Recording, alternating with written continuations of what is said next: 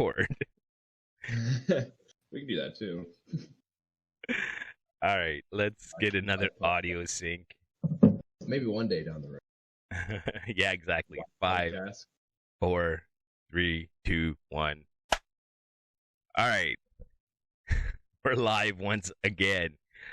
How's it going, everybody? Welcome to the show without a name.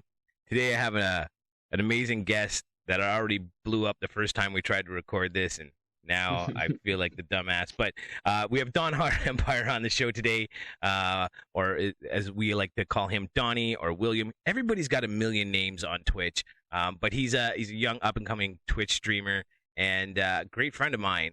At least I hope he's a great friend of mine. I think he is. I suppose so. I am definitely your friend. Nice. My brother now. Like my brother now. That's it, man. That's it. So yeah, we're like I was saying before, I realized you had no audio. Why don't you tell everybody a little bit about why you do what you do on Twitch? Well, thank you once again for freaking hyping me up again, like you always do whenever I come around to your stream. I appreciate you. Talk about a little bit of the channel on Twitch. I started streaming just so I could help support others, and what I wanted to do was help support this organization that one of my mentors was the Children's Rescue Initiative. And so, the Children's Rescue Initiative, what they do is they directly infiltrate sex and human trafficked areas, and so they save the women and children and rehabilitate them back into society, like as a regular human being. Just rehab for them, support them in their funds, that sort of stuff. Give them maybe like foster parents. It's a really cool organization, and they only run on donations and funds. Only people who are working for them are volunteers. Like, none of it goes to them, even the owners of it. None of it goes to them. All the money, the mission. It's a really, really amazing and selfless organization. Dude, that's why I wanted to. What's up? That is so awesome, man. That is really, really cool. I mean, I have a bunch of kids, so the thought of bad stuff happening to them just it infuriates me. Infuriates me so much. And when I found out that not only your stream was, 100% charity stream, and which not only does everything that gets donated to the channel go to charity, but you match it dollar for dollar, man. That is freaking mind blowing. That's commitment. That is wanting to make a change. And brother, people that want to make a change, those are the people I want to be hanging out with. Those are the people I want to be pumping up, because if we don't make a change, who the hell's going to? You know what I mean? True. Like, if we don't stand up and say, no, we're not going to let this happen, who's going to? Nothing's going to happen. Exactly. Yeah. There's no evenness to it. There's no fight back. And so it's just evil creeping in slowly and surely. Everyone stops caring about it more and more. It's got to be an even way. That's why, a lot of our forefathers came and did what they did against the British. It just goes down the line all the way, blah, blah. No, I hear you, bro. I mean, like I said, it's just when I seen that that's what you were doing, I was like, this is a guy that's doing it right. And to top it off, then I found out, like, dude, don't take this the wrong way, but you're a kid. Like, I mean, you're not. You're a man. Yeah, right? I mean, I'm a boy. You're a full-grown man. Like, don't get. But I'm saying, like I'm pretty much twice your age, and I'll tell you, when I was your age, the last thing I was thinking about was helping other people. I was thinking about like 2 things. Well, 3: alcohol, drugs, and pussy. That was it. Those were my main things, and the only reason I consistently worked was so that I could have alcohol, drugs, and pussy. Like, right? So just to see that your mindset is already so far ahead of what a lot of people at your age is, it just, to me, that is an awesome thing, bro. Awesome. Thank you so much. My heart is very full.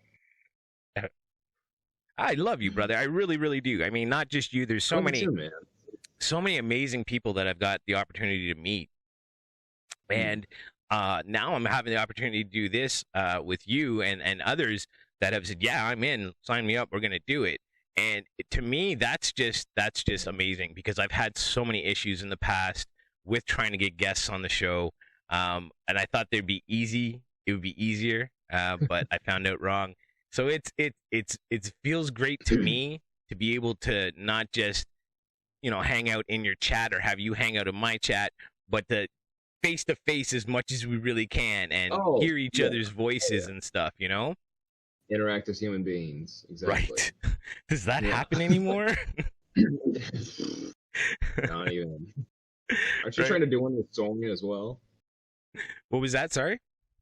Aren't you trying to do one with Soaring as well? Yeah, I'm gonna do. I got Soaring on the line. Game Pass, Santa.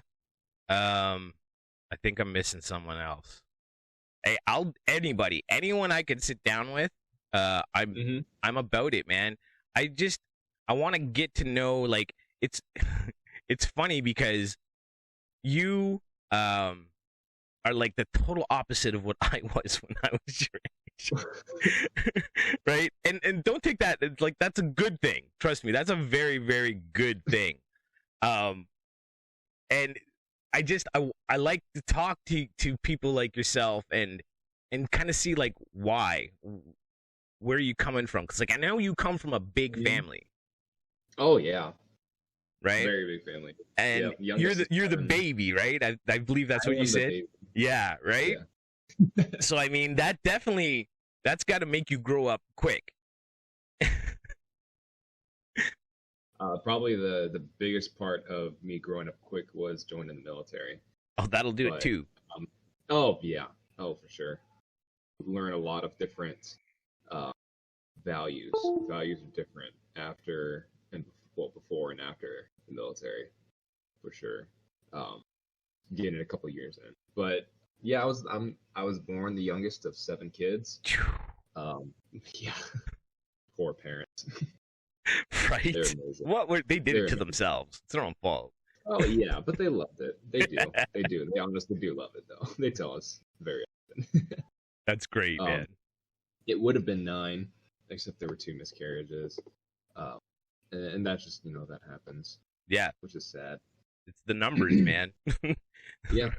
Really, I mean, oddly enough, it is just a numbers thing. Can be, yeah. Right. But they popped us all out. I grew up in a Christian household, household, and it was very evident later on that doing things, no matter what they were, out of love was just very evident throughout my entire life. And so that I'd have my parents to thank for just about all my values, sure. Because some of those values I would never learn in the military. A different world out here. Well, yeah, I mean, in the military, they're training you to become a certain type of person. You know what I mean? And your parents are doing the same, but it's a different type of person. Right? But it looks like you've been good enough to pull from both sides and reap the benefits of both ends of that so far. What was it that made you decide, hey, I'm gonna do the Army thing? I mean, I looked at it when I was younger, like really young. I was gonna get my parents when I was 16 because if you got permission from your parents at 16, you could join the Army here in Canada. Yeah. And I was there. I did the medical, and what ended up beating me was I had recently hurt my knee, and I couldn't run. I think the 5 kilometers that you had to run, I couldn't do it. My knee just would not make it. I look back now and I think it's probably a good thing I didn't go. Yeah, it's probably a blessing in disguise. Right. Yeah. But what made you decide that was kind of your path? Like, was it like I want to be an Army guy, or was it like a great way to get an education? Or for me, it was the education thing, right? Free education, yeah. For me, it was many things played parts into it. All my grandparents, yeah, self, except for my father, who was just about to get drafted to the Vietnam. Thank God that he get drafted into the Vietnam War, because that would have been a completely different story from where we are now. Right. But yeah, that is something. Um, but I have military in my family. Always had the values of looking up to military personnel, people who, truly did put their lives on the line and did go out there into combat. It's a very respectable line of work because it is a very selfless act. If you think about it, it's one of the most loving acts, is putting your life on the line for someone. Dude, that was one I of the value. things that amazed me about you, man, was just like anybody that's willing to do that, to say, hey, I'm willing to go out and do whatever it needs to, protect and stand for the things that I believe in, to the point with my life, if necessary. I don't even think I have the courage to do. I mean, when I was younger, I was stupid, so I had courage to do anything. But if a situation came up now where like they were drafting people, I'd be fucking dodging that draft like a motherfucker. I'd be gone. I would freaking dig a hole in my backyard. You would never see me again. Scary all in itself. Wars, I mean, it's pretty scary on it. Sure. But I thank you for that. It's not about me, I guess, if that makes sense. I'd rather me go out than someone else, someone else I love. It's yeah, that's how I see it. That's how I see it. But of course, I have not. Thankfully, I have not been able to see direct combat, so I'm thankful for that. I am too, man. Yeah, I am too, because you never know what's gonna happen once you get into that kind of reality. And I have no idea who I would be afterwards too. There right? is a complete different change in a person after. Oh, exactly. I mean, I can say that I could put in the situation. I believe I could pull the trigger, but until you are looking someone in the eyes, could you really? You know what I mean? Like that's human to human. That's stopping and thinking about it. I mean, I can hunt. I've hunted, but I've done it for a reason. I've done it for food, to kind of bring myself into like what it was like hundreds of years ago to live that way. But that's there's a reason for that. You know what I mean? It's not the same as looking someone in the eye, or not even looking, but just having to deal with all that chaos at once. Dude, I hope nothing ever happens in the situation where you have to deal with that, bro. I really, really, really do. I pray not, but if it comes, it does come, and I've been training for it. So if it does happen, I pray that I'm ready. Now I know now you're. Go ahead. Sorry. Go ahead. Oh, okay. I joined the military because I was going to go about the other reasons. Sorry about that. No. The other reasons why I joined the military was, so straight out of high school, I thought that I wanted to go to school and do music, like make music, and because I was very vocally not lenient on it, but like I loved singing. I love singing, and I loved choir music. I loved acapella music. I loved any type of band music. I played drum, played the guitar, piano. It was just, music was just something I loved very much. And so I thought I was going to go to college and work on getting a degree in music theory or something like that. And that made itself very evidently that wouldn't be a viable future, just because I took a step back and realized that, like, okay, I kind of still want to enjoy music. You know what I mean? Because it's like, once you get into a hobby as a career, that hobby doesn't come it doesn't stay as a hobby. Sometimes it goes into a job. So I kind of wanted to enjoy singing, if that makes sense. Dude, I get that And keep it as 110%, man. enjoyment. No, I definitely get that. I used to be a cook. I used to cook. Used to love cooking. Loved it when I was a kid. Decided that's what I was going to do. Yeah. Started working in kitchens when I was 14.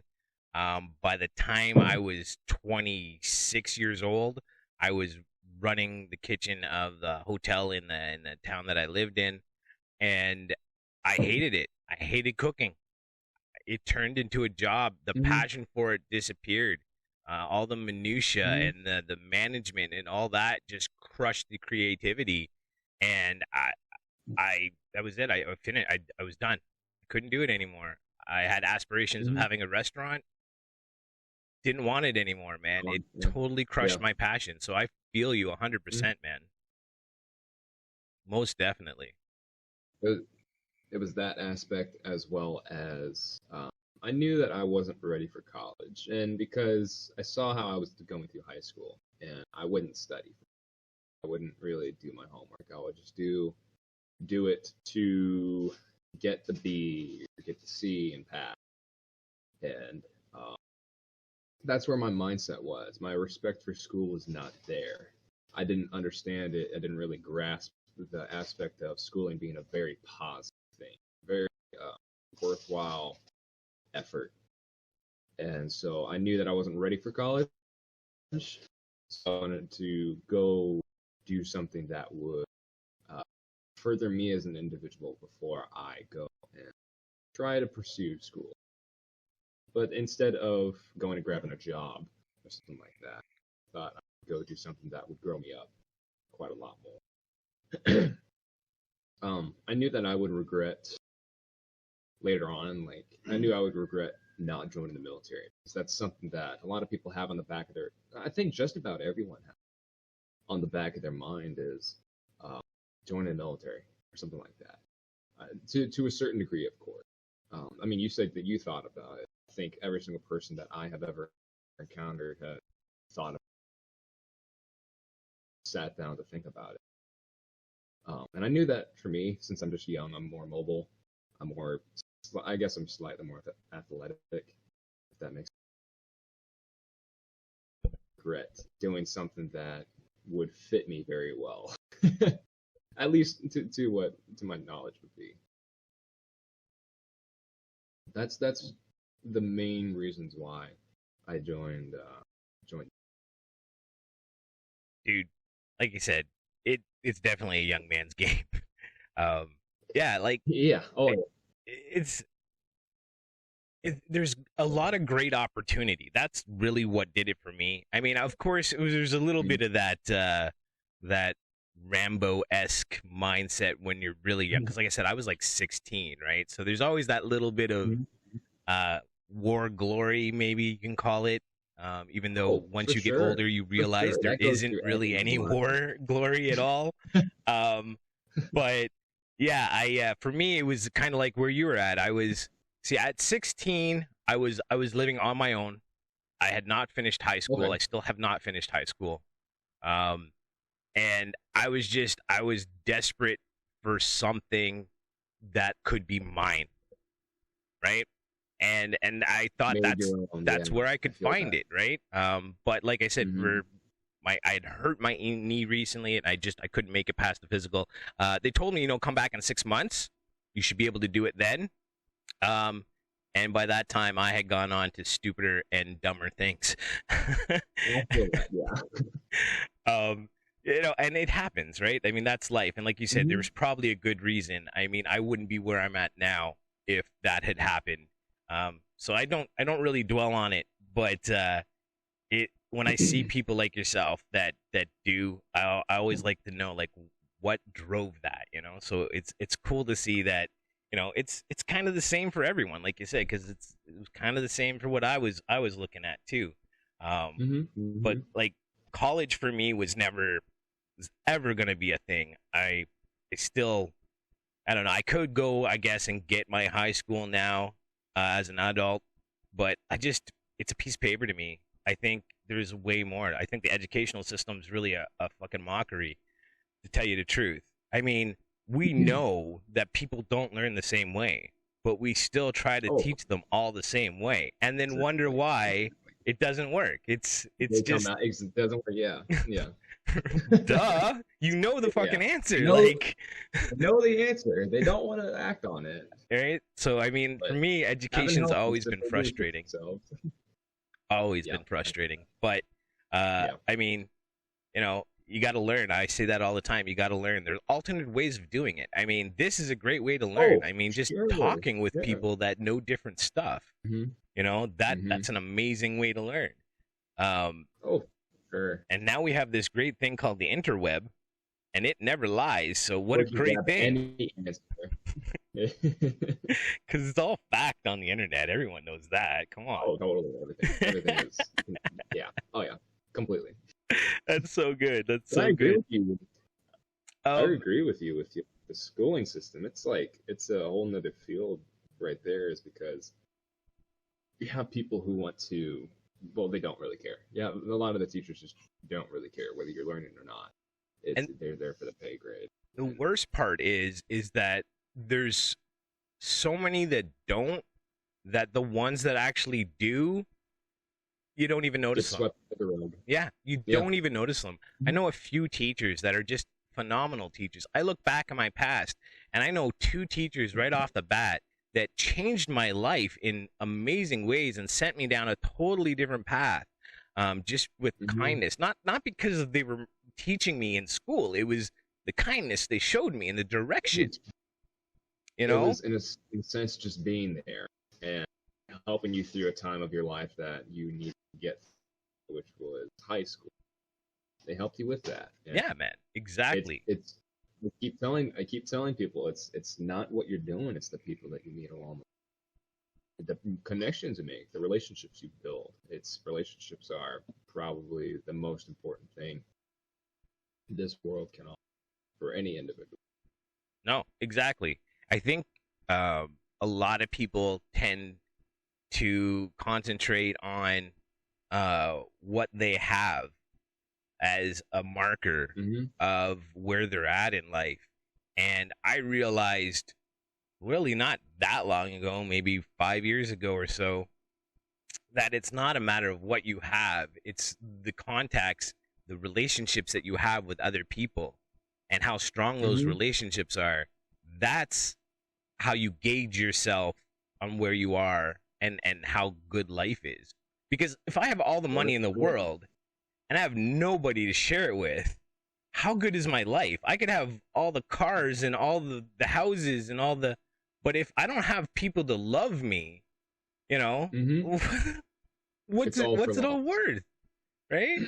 What's it all worth? Correct. But if I have enough money or enough things to get by my life, but I have all these amazing people around me, why does it matter that I don't have those cars? It doesn't matter anymore if I don't have those cars or the mansions or the houses, right? Right. Like, so for me, with that very aspect right there is finding that medium of putting, stuff towards myself versus towards others. Like for me, I'm very thankful because I'm blessed right now. I have a good car I can rely on. I have a couple guns that, for safety. My housing situation is taken care of. My food is taken care of. I'm very thankful for that. I have enough money to put on the side for, whatever. And so that's why I knew that I would be able to do this sort of thing on Twitch, be able to, put forth the money towards the organization, because I stepped back and I was like, can I actually do this? And I looked at my my savings and my whole spiel and calculated it all. I was like, yeah, I could do it. I could totally do that. Dude, that's that's just mind blowing to me, because that was the last place my headset was at when I was younger.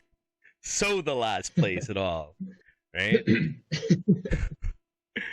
But it's cool to see that there's people out there like that that are younger and seeing the world for what it could be. You know what I mean? pushing forward to making it that way. I know I talk a lot about on stream sometimes how we've got to manifest the things we want and we can make it happen. And dude, you're out there doing it. You know, little bit by little bit, but you're doing it, right? I mean, I'm not, you know, again, I'm not trying to blow you up. It's just these are facts. You're just doing some amazing stuff, and that's why I always am like, go check them out, drop by, hang out, follow, if you can, give, because dude, people just they aren't like that anymore. They don't have that mindset, and if we did have that mindset, how good would things be, right? How good could we make it? Because I'm saying all the time, like, man. Yeah, right. I can see in the nearest of futures, there's a handful of us, of streamers that are getting, I think, really close with each other, and we're starting to really grow together. And I see in a year, 2 years, we will be able to accomplish some amazing stuff together. I really, truly believe that. I'd give it a year. Personally, I would give it a year. Right? So there maybe you go. Maybe a year and a half. But I think, yeah. Right? But I think we're on the brink of some stuff. Yeah, that's amazing. Sorry for interrupting. No, don't, dude. It's all good. It's weird when you're doing it like this, because there could be that little bit of a delay, first of all, and then there's a little bit on my end, yeah. Right? And then also you gotta, like, there's some body tones and stuff that when you're there with a person, you pick up easier than when you're doing it over video, right? Because I find sometimes I'm not necessarily always looking at you. I'll be looking at myself. The camera. Right? Exactly. Yeah. So, and then I'm missing some of those cues that your body will give when to step in, you know what I mean? But it's of course. it'll happen. So we're gonna step on each other's toes every now and again. No worries. It's all good. It's all good. Funny.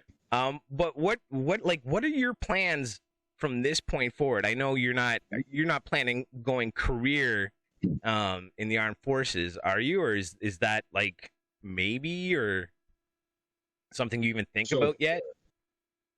For my job wise, making money side, I have a couple options to do. I could get out next year, as in 2022, in May, or stay in for maybe another 4 years or something like that. I have an opportunity to go do this spec ops called like SRT, Search and Reconnaissance Teams, and that is an opportunity I could do, but that would probably require me to extend for another 4 years. And to be honest, right now, there's no hate towards my government, but I'm not sure I can work that long under the government right now. Right. A lot of aspects that they're doing, I do not agree with. I don't think it would be healthy for me being a part of that involvement, just because of how I think is a lot more different than how a lot of these. And so my involvement with the military or government might be that. If I did get out of the military, I do plan on becoming a gunsmith. And learning to make guns, fix guns for other people. It's a 6-figure job, and it's much needed. If they've got TV shows about people that do it, you know there's money to be made. You know what I'm saying? Right. So it's much needed too. Like America wide, states wide, it is needed in every single state. There's not many of them around, so they're needed. And so I would not have too hard of a time grabbing a job. And the way that America is going right now, they are some people are trying to ban guns totally. Okay, that's interesting. But if that happens, then I could go work for the government again, be an armorer for them. So it would be a backup right there. I would have multiple backups. But right now, I'm going through schooling right now. I'm in a schooling barracks right now, and the job that I'm learning right now entails me to go work on safety equipment for an aircraft. And that's a very specified and very high paying job to go work on aircraft for like Boeing or Lockheed Martin or something like that. That would be pretty cool as well. That's like a $400,000 gig right there a year. $400,000 gig a year right there. And that's, to me, when I think of that much money, I think of like, that's more money to give. But dude, that's awesome. I think that's a great mindset, dude. I don't want fancy shit. I really don't. I do. Like, some. I won't lie. I mean, yeah, maybe in some things. But I want all my friends to have fancy shit too. That's the thing. I don't just want it myself. I want everybody to have fancy shit. I want to like show up with a fleet of freaking fancy cars that everybody that I know pops out as one of my buddies. You know what I mean? That's what I like. Yeah, yeah. I feel that. I want all my buddies to be successful. If it's one, it's all. But it's weird, right? Because guns here in Canada, they're not even like a thing. Like, by that I mean like there's not a lot of gun debate. We've got them. There's rules about them. Ta-da! Exactly. Done. That's it. That's it. Yeah, exactly. Yeah. Right? There's no, if you want a gun, you go sign up for the course. It's like usually 2 weekends in a row. You go do the weekends. If you pass the test and you do everything right, you get the license. If you don't, come back again, pay for it again, pass it next time. Easy peasy. You know what I mean?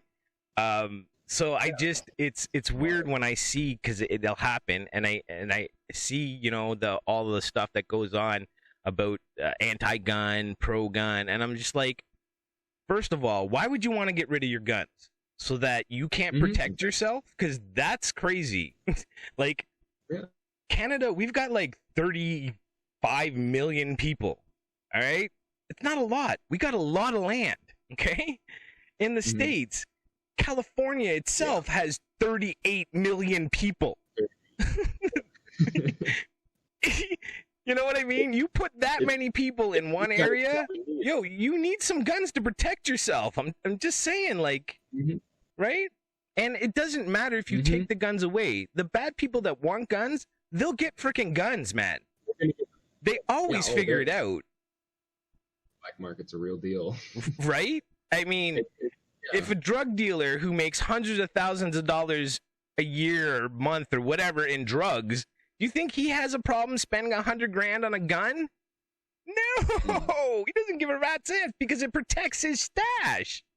You know what I mean? So it to me, the whole gun thing is like, I get it. Gun violence is an issue. It can be an issue for sure, but I don't think removing guns is going to change the gun violent issue. And if it does, it'll be just such a small amount.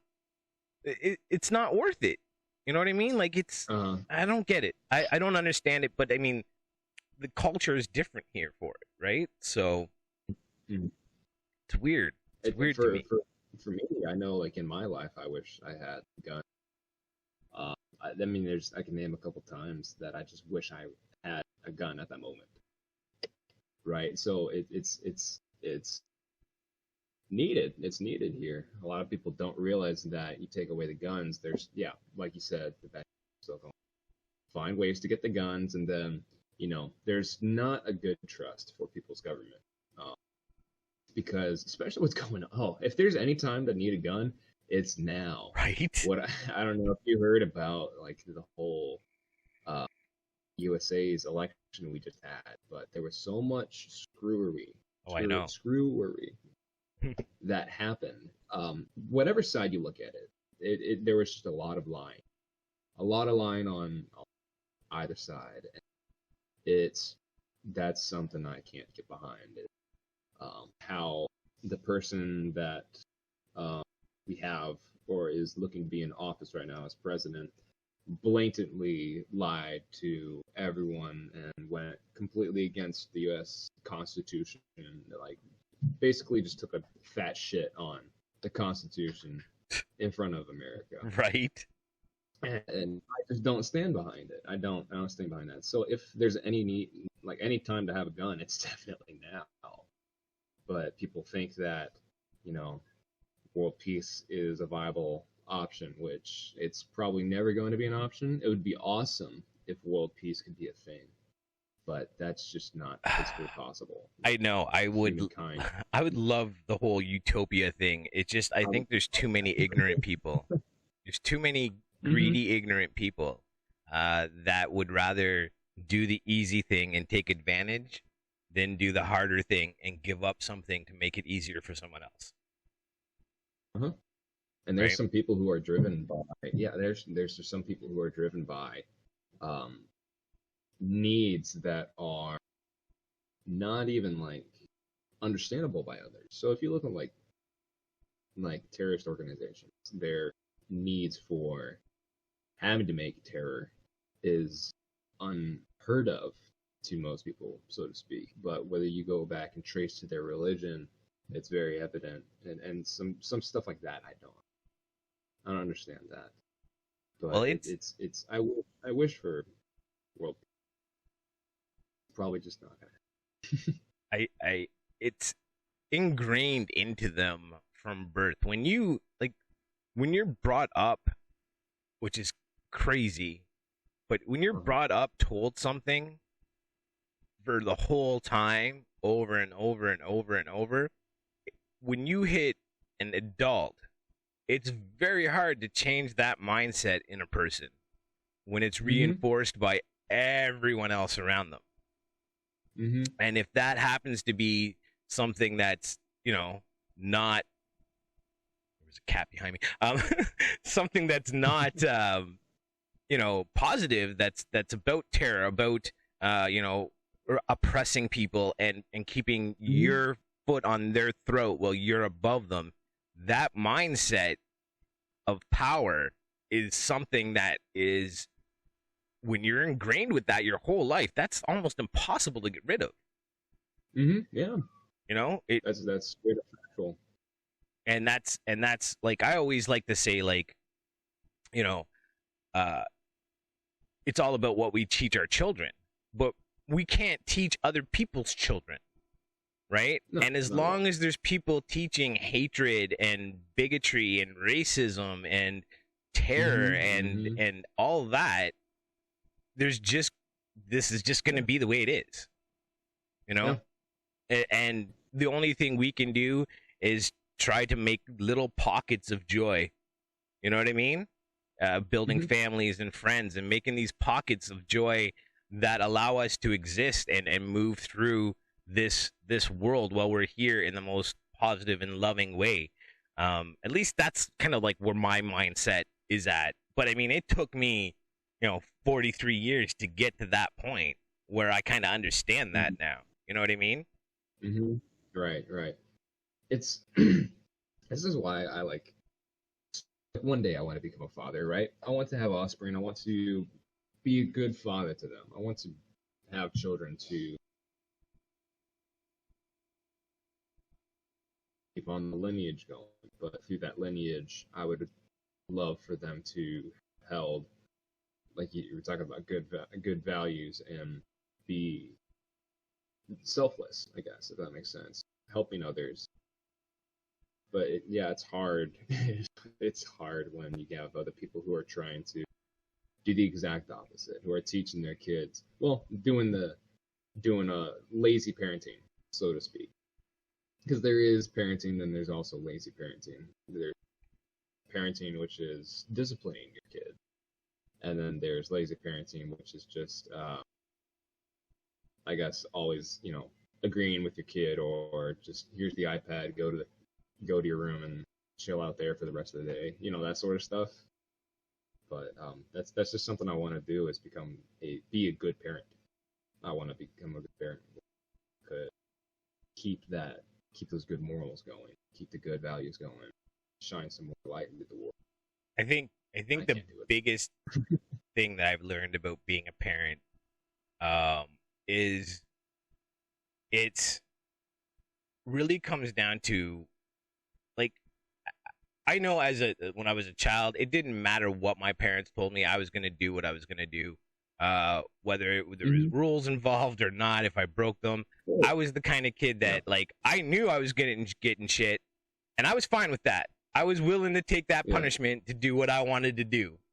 And I have a child that's the exact same way. I mean, I can take away everything and the earth, and if they really want to do it, they'll do it and just eat the punishment. And I kind of respect that too, to an extent, because it shows she's got the motivation to do what she wants to do, no matter what the consequences might be. I just want to make sure that the consequences are never anything that's going to be detrimental to her. You know what I mean? But I think, you know, is it really comes down to the parent, and they look up to us. So my big thing is, I gotta make sure.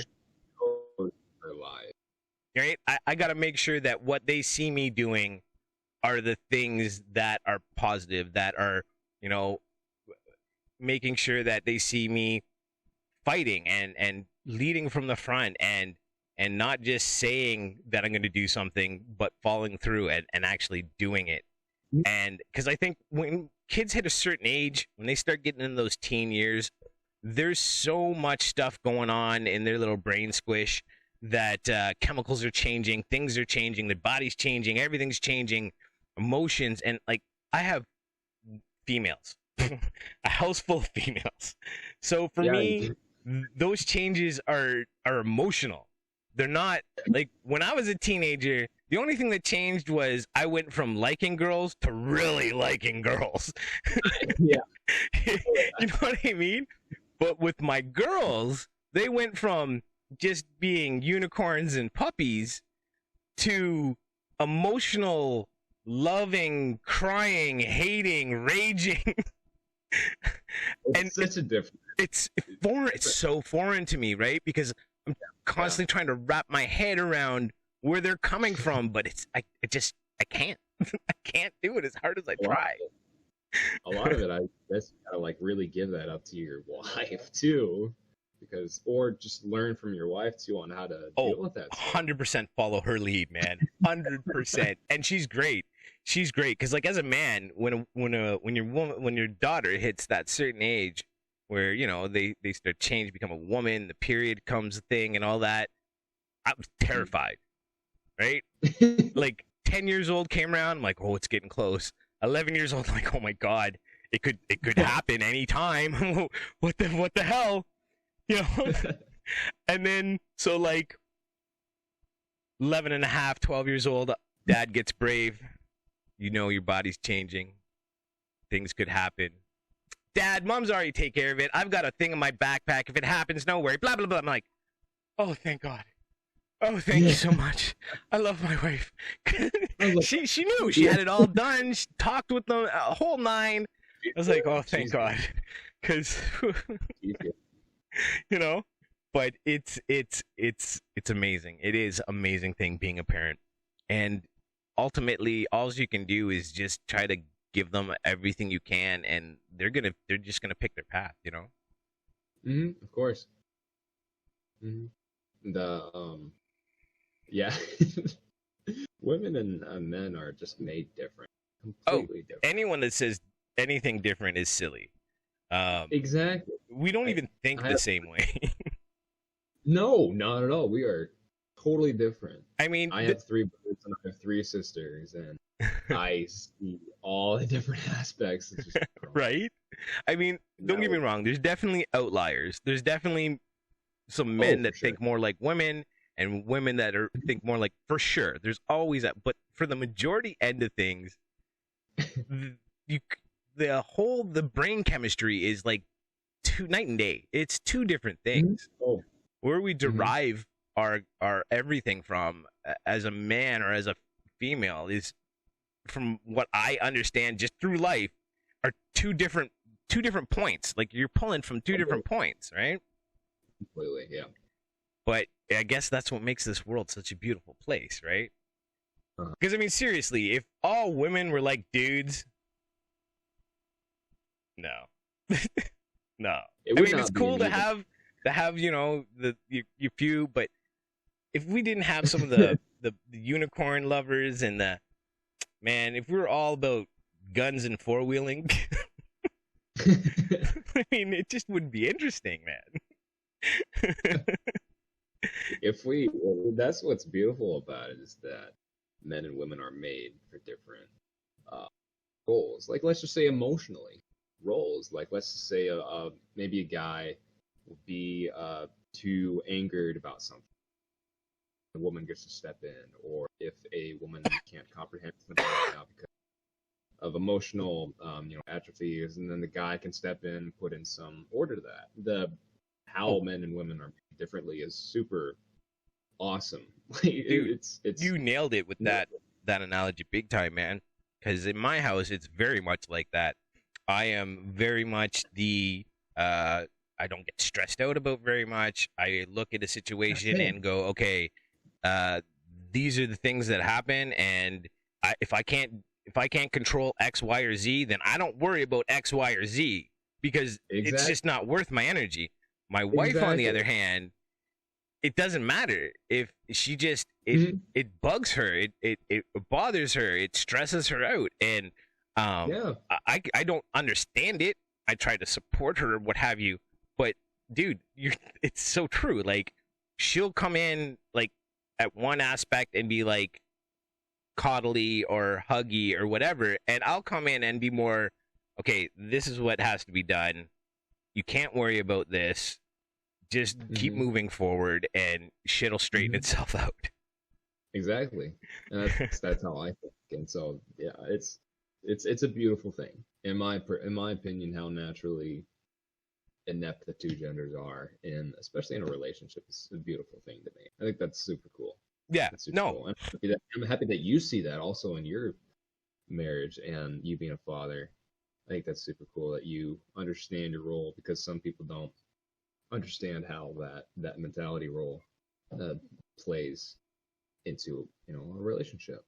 I mean, I think the biggest problem with a lot of relationships is the two people in the relationship either don't quite get why the other person is the way they are, or they want them to change, and that those things just, they won't work. They won't work, right? If you're with somebody, like, I've made my choice, I'm gonna be with my wife till the day I die, unless she gets smart and leaves me. Right? So I mean, I know no matter what direction she goes, I'm there to pull her back if she needs to, or to push her forward if she needs that.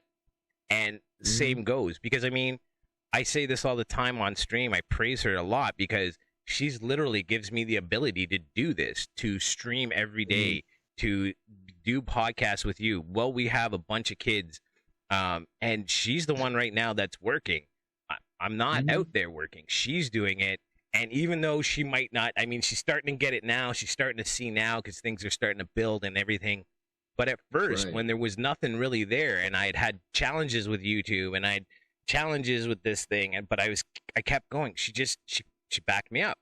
She just kept backing me up, and giving me the ability to do these. And now, things are starting to happen, which is amazing. But if she would have been one of those people that were like, you need to stop that. Oh, that's one of those things. Or I wouldn't be doing this. I would never have met you. So, I mean, I have to praise her for even if she doesn't understand where I'm coming from, she's willing to back me up, because that's what you do in a relationship. You know what I mean? That's what you do. Spot on. Yeah. That's so cool. I'm thankful for you. That's something to be really gracious about. Dude, grateful about. I am so very much. She's such an amazing person. But I mean, it's just luck of the draw, I guess. I was lucky enough to bump into her. It was like we worked in the same office. She was part-time, I was full-time. This is when I used to do insurance. I used to sell life insurance and mortgages and do investments, all that stuff. And she worked part-time, and we literally had to leave the country to meet each other, because when she was in training on the weekends, I was usually out sitting with clients.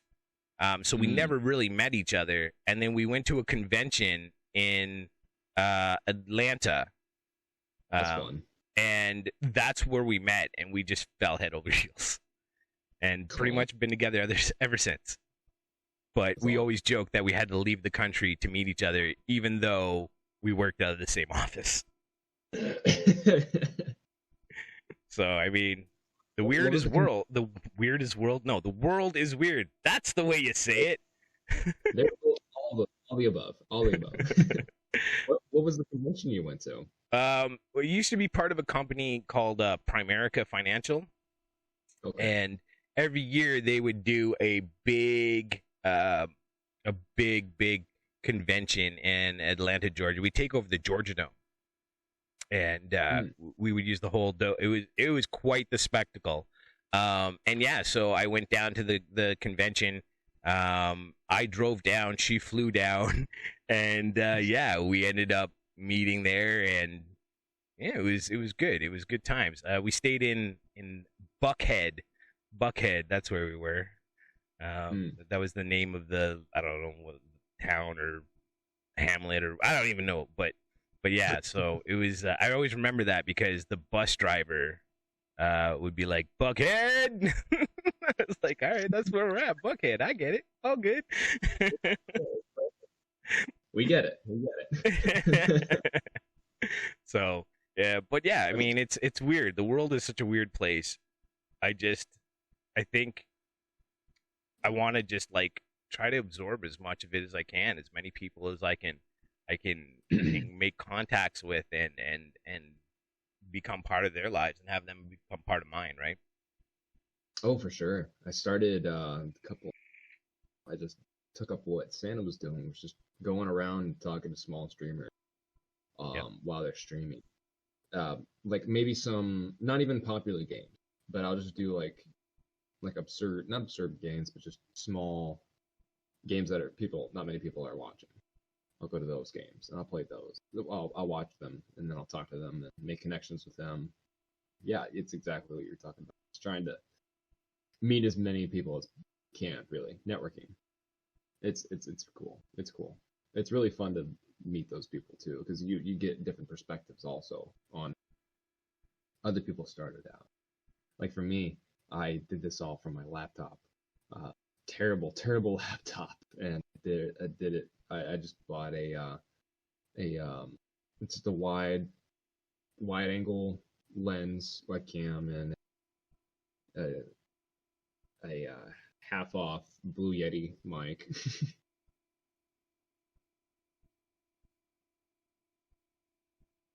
It's cool. It's humbling. It's really fun though. I don't think there's many people that really start this streaming or YouTube or anything with the best equipment. It's very rare, unless you're already quasi famous in the first place or whatever, right? But I think you need to do that. I think you need to become a good streamer. I think you need to struggle at first. You need to have crappy equipment, and you need to have bad lighting and horrible audio, and work your way, through figuring all that out. Because like when I started anything on the internet, it was YouTube. This channel right here, and I did it. It was just like my vloggy thing, as I call it, and I did it in my garage with my cell phone at the time, and I would either do it really, really early in the morning before the sun came up, or I would do it at night after the sun had gone down, and I would put an overhead light right above me, so it would just shine down on me, with the webcam on a little cheesy tripod that I got from the dollar store, right? And I have it in front of me, and having that light on me would just black out everything behind me, so you couldn't really see anything behind me. And that was it. That's how it started, man. That's how I first put something on the internet. And then just bit by bit, I purchased that and this, and then when I switched over to actually streaming gaming, I only had my laptop at the time too. And it's a decent little gaming laptop, but to stream and game from it, that ain't happening. Yeah. You know?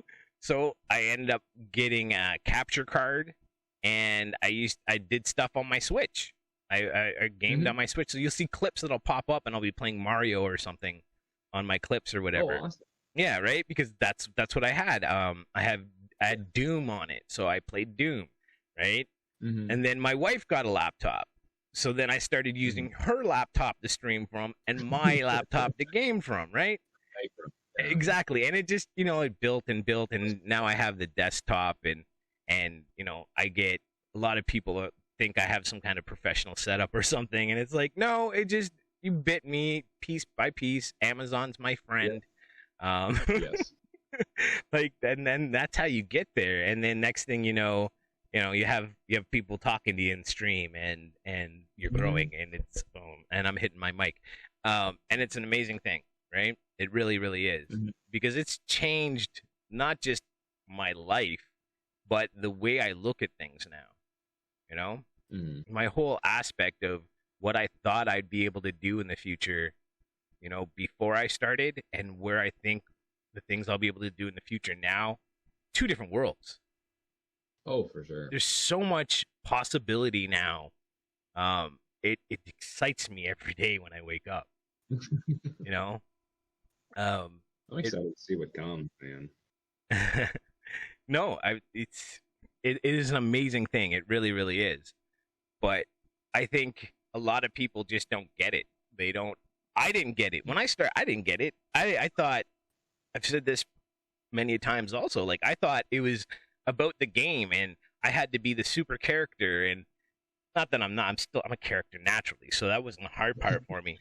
But I didn't get it was about building community. I didn't get it was about making friendships, and I didn't understand the love that could be out there for those who want to love others, you know what I mean, and get that love back.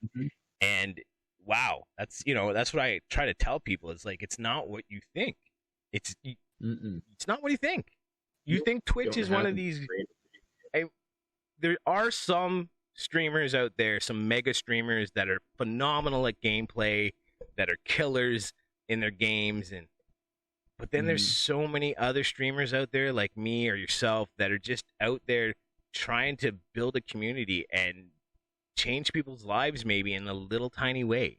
The thought that someone might come on my channel and are having a bad day, and maybe I do something stupid, or they pop on when I'm doing the stupid chipmunk voice, and that makes them laugh, and all of a sudden their day's changed. Whether or not I'm there to see it, just the thought that possibility exists, to me, that's something so special. I love what you're doing. I love what you're doing because you are still doing it selflessly. Whether you think you're doing it selfishly or selflessly, you are doing it selflessly. That's how I'll take your word for that. Okay. All right. I want the monies, baby. No. I mean, hey, that's the goal at the end for you. But for it is talking to people. It is networking. How I got my push off was through. So I'll start at the very beginning, to be honest. There is a buddy named Tristan Maddox who I served with on my last command, the George Washington, and he introduced me to streaming. I knew about streaming before, and I was like, oh, maybe I'll try it one day. But then he was like, dude, it's so simple. All you since I had a PS4, he was like, just download this app on your computer, download Streamlabs, get a Twitch account, get an account for Streamlabs, get an account for your PS4, and stream. And I was like, okay. And so I tried it out. I was like, screw it. because we were in quarantine, and I was making YouTube videos at the time, doing those YouTube videos where I would just talk about something, and I would have some COD mobile game playing in the background. I've watched a few of them. So hey, they like it. They like it because I absolutely wreck kids in it. Hey, and that's where I started, was doing YouTube, and then he was, try streaming. I was like, okay, and so didn't realize that streaming would be such a good money making gig for the cause, and that's where my mainstay is, more streaming thing. But he helped me out. He said he was the one who actually gave me advice on how to start streaming. And then one of my best friends, Ganked Boy, you probably saw him a couple times. Yeah, I follow with him. I followed Gank. Man, the name like that, how could you not follow him? Exactly. I think he's allowing his name. No, I'll let him let his name out there when he does. But Gank, we'll call him Gank. He's one of my. Me and him served pretty much our entire naval career together, and from like the beginning to a couple months ago. Well, yeah, last month when I moved, man, that's 3.5 years that we were basically together. And so he was definitely there for the hell and back journey, and he was my emotional support at the very beginning, for sure, because he also wanted to get into it too. So it's not a rival thing between me and him, but it's that very, very friendly competition. Very, very friendly competition. Hey, it's good to have people to drive you, you know what I mean? Oh, for sure. And he helps me drive too, because now he's getting into it because he had to take a break for a little. And that was very healthy and good for him. But he was my emotional support. Now, the networking support, the networking help came through Handlin' It Gaming, or Billy. Me and him went through rescue swimmer school together.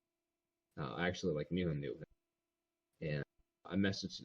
I put up on my Snapchat story talking about, like, hey, tonight I'm gonna be streaming, 7:30 Eastern time, and he's like, oh, dude, I didn't realize you streamed. And I was like, yeah, man. He was like, hey, come check me out. And I saw him at like 160 some followers. I was like, oh my gosh, dog, you're a freaking god. And so he networked me with Dave the Rave, and so I checked out Dave the Rave's YouTube video, YouTube channel. Yeah, and then I saw this one guy. He was wearing suspenders and an old style hat, and his name was Santa Slays. I started talking to him, and then we just started networking and helping me out, because I told him, he messaged me, he's like, dog, I can help you hit affiliate. Like, dude, that'd be awesome. Here's what my channel is. And he's like, bro, I'm hooked. And I was like, awesome. So we just went from there, and me and Santa have been really helping each other out a lot lately, because I just made a channel trailer not too long ago, and he hasn't made one yet, so he's asking me for advice, and I'm always asking him for advice. He's got like 1.4K followers now, but it is that networking. It's maybe having like one or two people take a slight chance at helping you out. Yeah. And then just going from there. Oh, it's just one of those. Yeah, it's friendships, family. Yeah. If it wasn't for Game Pass and Santa hopping on my stream one day, I don't think my stream would be where it's at or what it is right now. Because once they did that, they hopped on randomly hopped on. I gave them a couple shout outs when they hopped on, and they started throwing love at me right away. Both of them, one gifted a sub to one, and the other one gifted the sub to the other. And that was like, those were like the first subs I ever really had, and I was like, what is it with these guys? So I followed them back, and then I started going over to their stream, and I quickly realized that this game, this streaming game is not what you think it is. You know, it's about building, not about streaming, right? It's about relationships and helping other people. And by doing that, you're helping yourself, right? And so I get what you're saying. Like, Santa changed my mindset hugely changed my mindset on where I'm going as a streamer and how I'm building a community. Because at first, community was the last thing on my mind. I didn't even know that was a thing. Right? I just thought if you're good enough, people will watch you. If you're entertaining enough, people will watch you. And maybe the odd person might get that, might be entertaining enough, but if you really want to grow, I believe on Twitch, it's about building a community and being part of other communities, which for sure can be overwhelming sometimes. I will say, my Discord is on constant blow up. I mean, not necessarily my Discord, but the app because of everyone else's Discord. I had to go into everyone's thing and turn off notifications until it was like the everyone thing. I should probably figure out how to do that.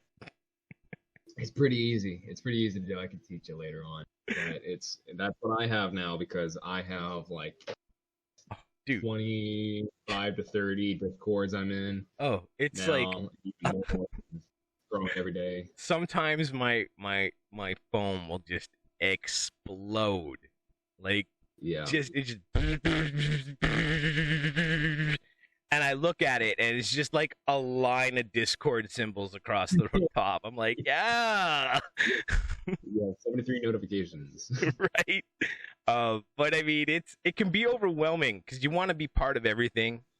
One thing that I said to myself right away is I kind of deal with a little bit of not regret, not I don't even know what the best word is for it, but like when people come and show me love and all that, and if I don't get the opportunity to do it back, I feel bad. I feel that. You know what I mean? So I really work hard on trying to be like, I cannot feel bad. I cannot be there for everyone. I just got to be there for the people I can be there when I can be there, right? There was Art Williams, who was actually the person who started the insurance company I used to work for. He had a saying that I really, really like because if you don't get it, you don't get it. But if you do, you get it, right? And it's right. And his saying was, all you can do is all you can do. All you can do is all you can do. All you can do is all you can do, and all you can do is enough. I like that.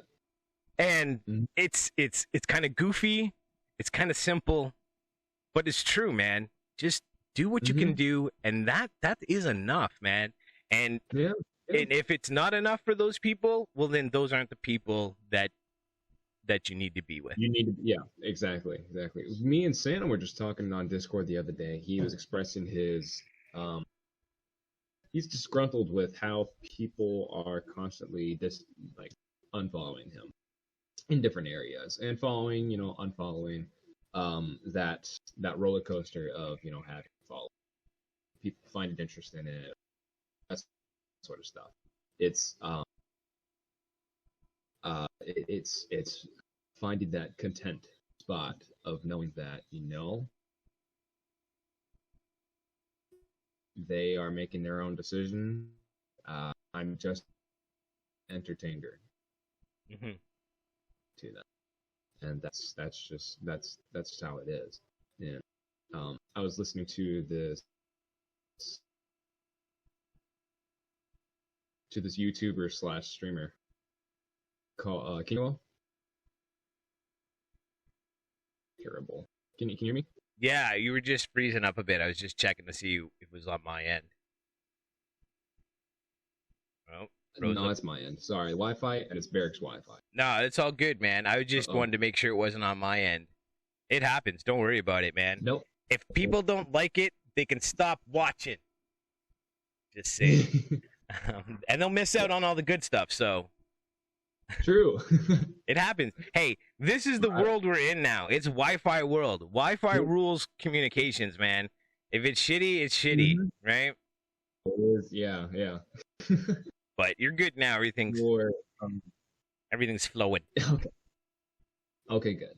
For me, content with followers, content with fluctuation in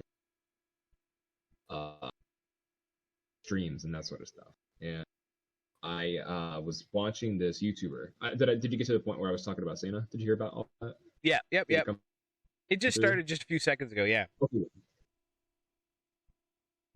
Gotcha. I was watching this YouTuber called Marksman. I'm Marksman. He does really good. Really good. He's just really phenomenal at playing video games. He's absolutely cracked.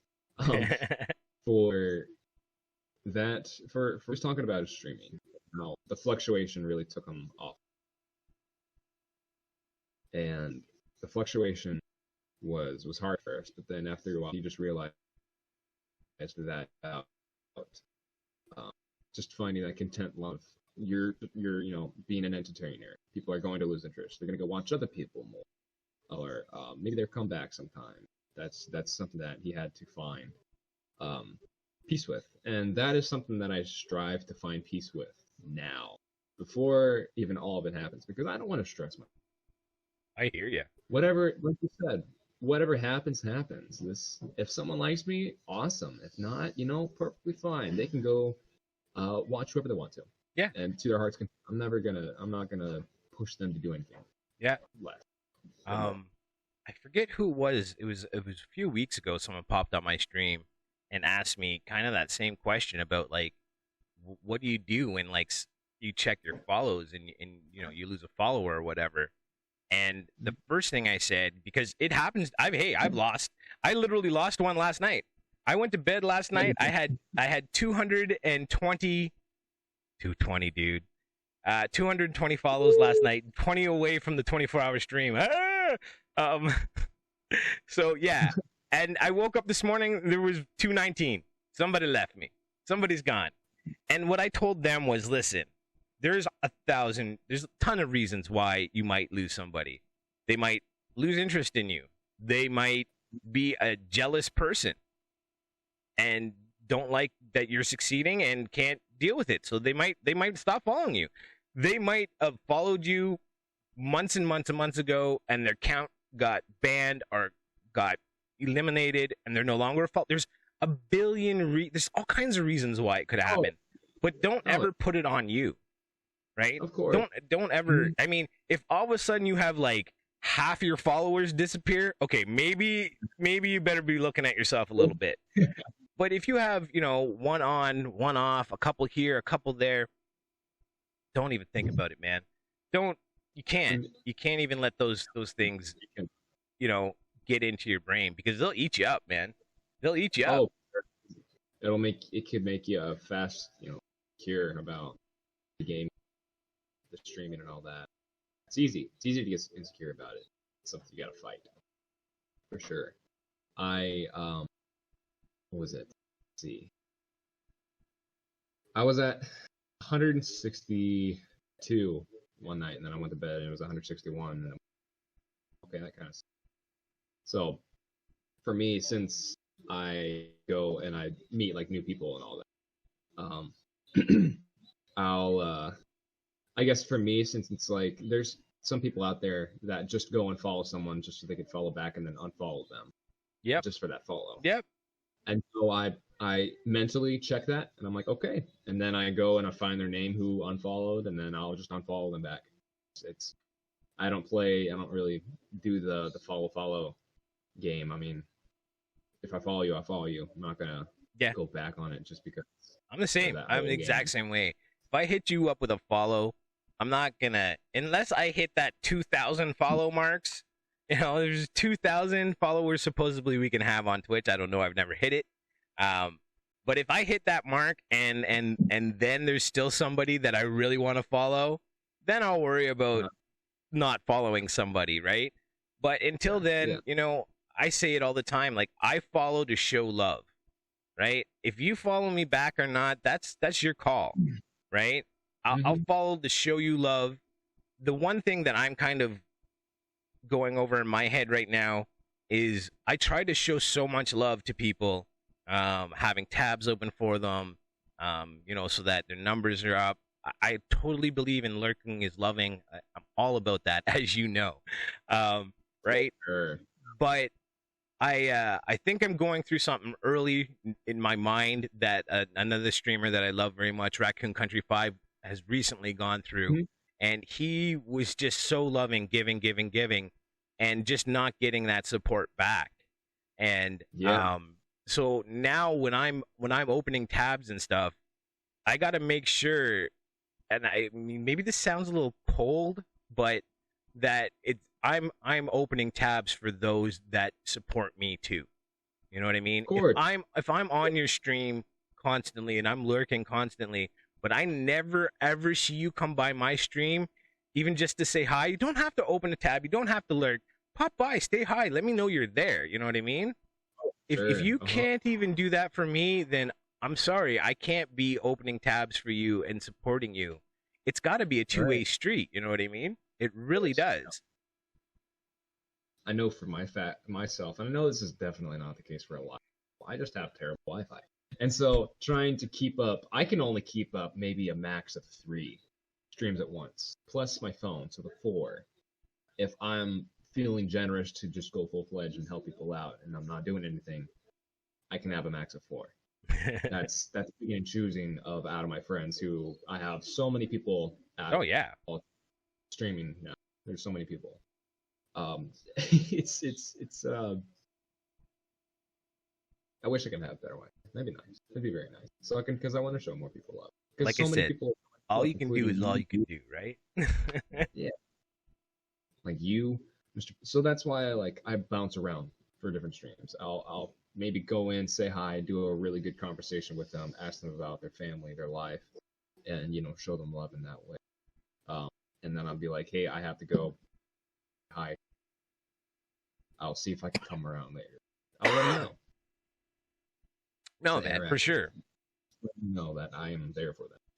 That's another thing, like, you got to remember too, is like, I can't, or I have to, is that I can't expect everybody to be around all the time. It's just not feasible. It doesn't make any sense, right? I mean, only thing I ever ask is just pop by, say hi if you can, man.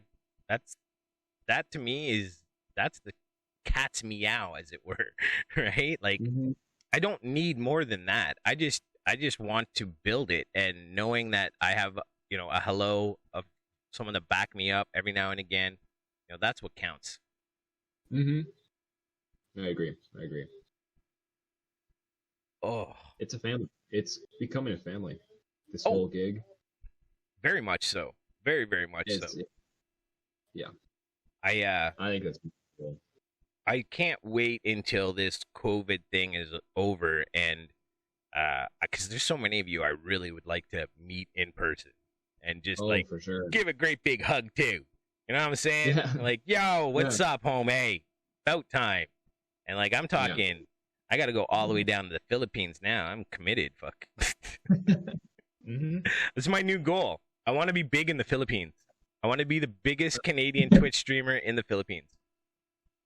Love it. Yeah. That's amazing. Hey, man. Gotta have goals. I would laugh if it really happened. Because I say it just to be... Because there's a couple guys I like following, I hang out with. Tibia Wolf being one of them, from the Philippines and what have you. And so, yeah. And they're great. They're great people. It's an amazing culture, an amazing place. And... But... I just like, some people are like, I want to be big in Japan. I want to be big in the Philippines, baby. Venezuela. Right? So oh, my bad, go ahead.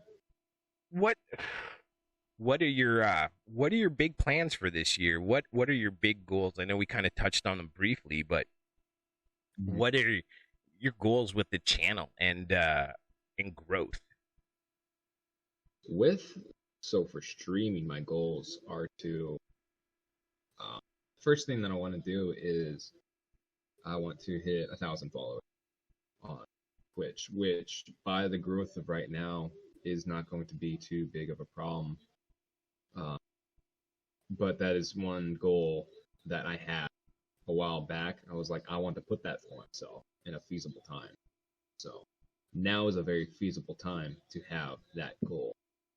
I do want to follow by the end of the year, which I feel like could, what you were talking about before, could happen before we, in summertime or something like that. But I still want to have a goal and celebrate that goal. I want to stay content with it. So I'm putting it for the end of the year because I won't be able to stream, which would suck. But that is the way of the role right going. So that was my first goal. That's my first goal this year.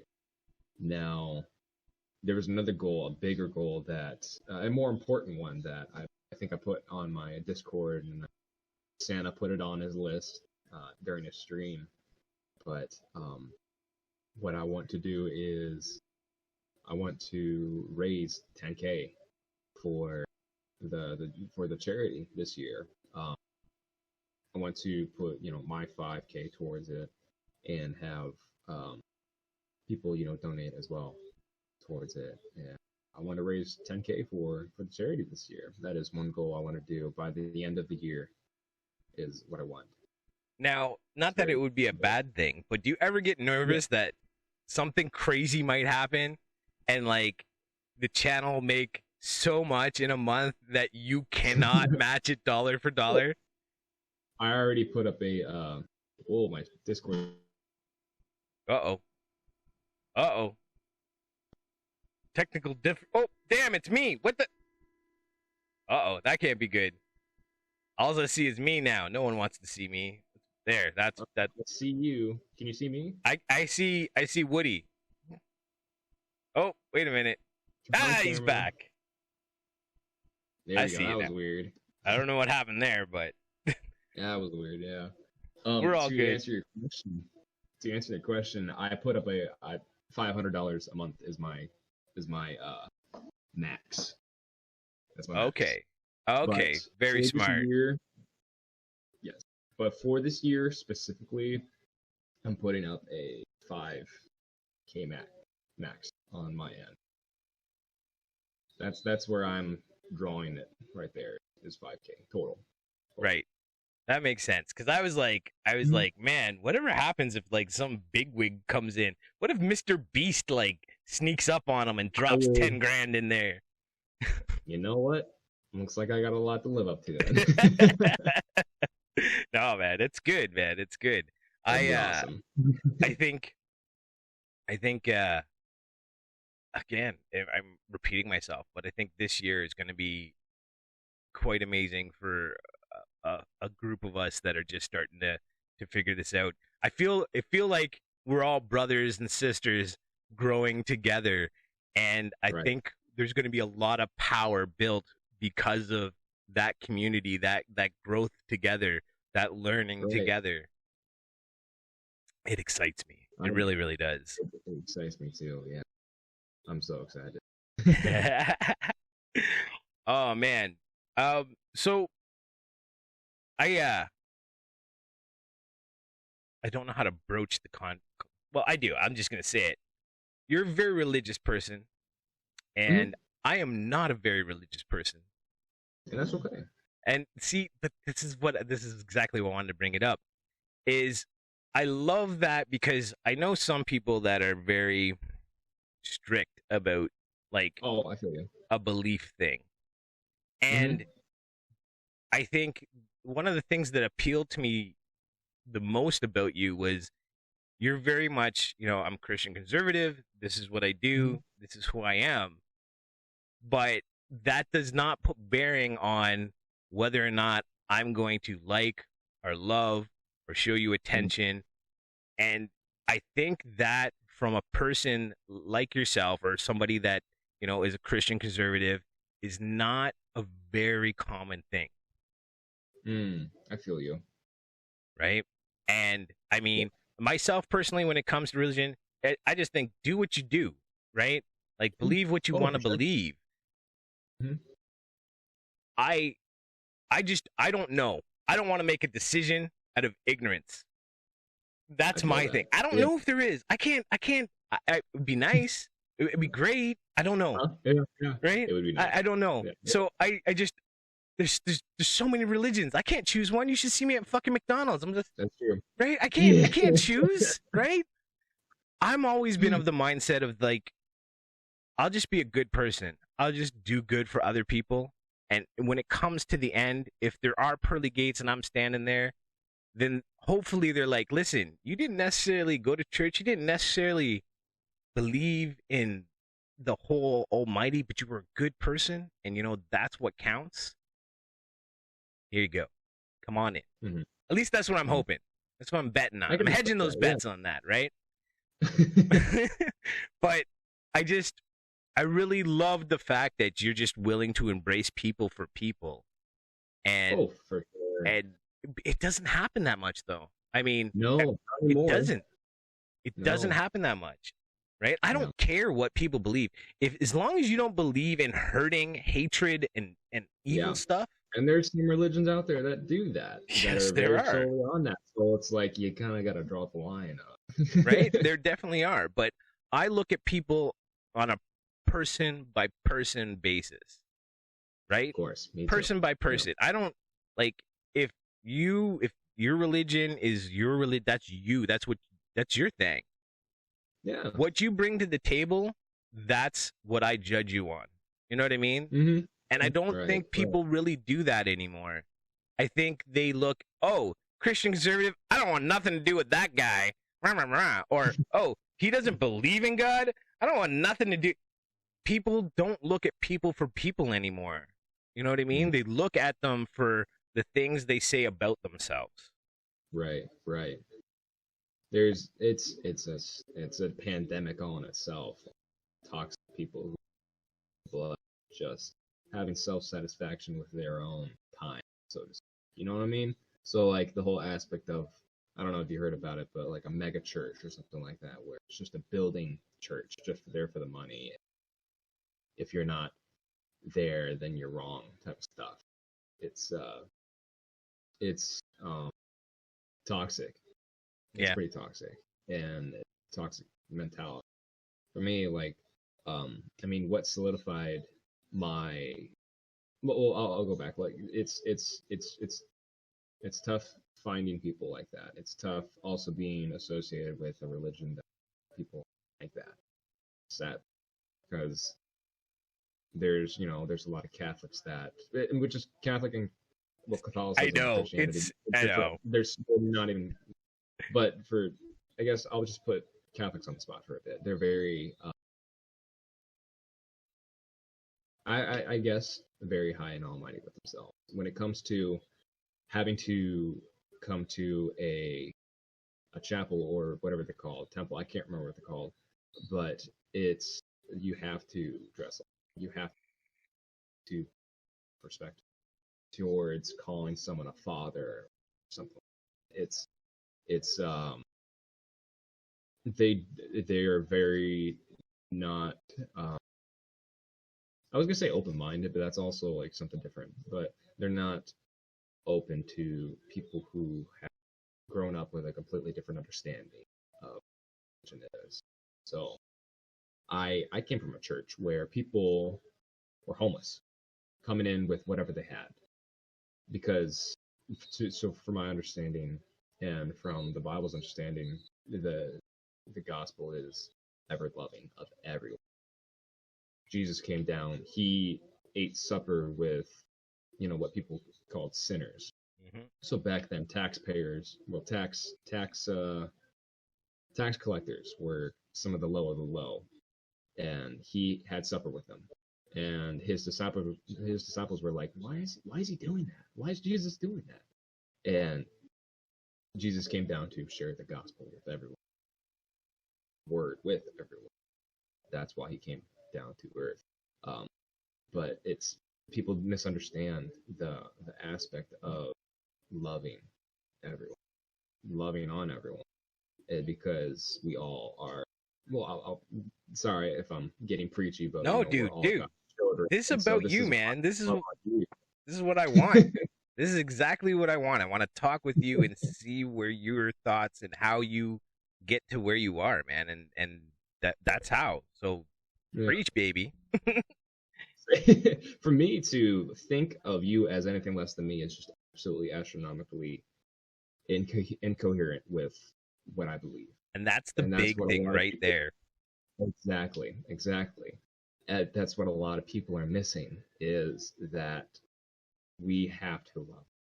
We have to love, whether they're gay or straight, whether they identify as something else. Like, maybe I won't agree with what they do, but You don't have it's like to. they're gonna do their own You thing. don't have really to. have to, That's because the you're thing. not gonna change. People don't seem to I'm not gonna understand that. change. Yeah. People don't seem. You don't have to. You don't have to agree with what another person does, right? Mm-hmm. You don't have to Right. do what the other person does. If it doesn't Right. affect you in your life, if it doesn't alter Mm-hmm. your life, why does it Right. matter? Why are you even giving a worry about it? Right? Yeah. Exactly, man. Right. I don't understand how people can't get over that aspect right there. No, man. It's That's just ridiculous. Like, I don't. Yeah. We forget about station in life. It doesn't matter what you have. We are all the same inside. We have heart, we have blood, we're flesh, we're bone. And we're only going to live here for a certain amount of time. Mm-hmm. You peel everything else away. That's what you got. You got a certain amount of time. That's it. Right? I mean, hopefully that'll change. We got some cool tech coming. Yeah. There's some cool stuff going on in the science community. But whether that'll even happen during my lifetime, who knows? So I got to live my life on that finite line, right? Of the start and the end. And everyone's on that finite line. And it doesn't matter, where you are or how you progress through that line. It only matters how you treat other people. That's it. That's the only really thing that matters in this world, is how you treat other people. Yeah. Right? Yeah. This is why I preach on my channel, is all about that.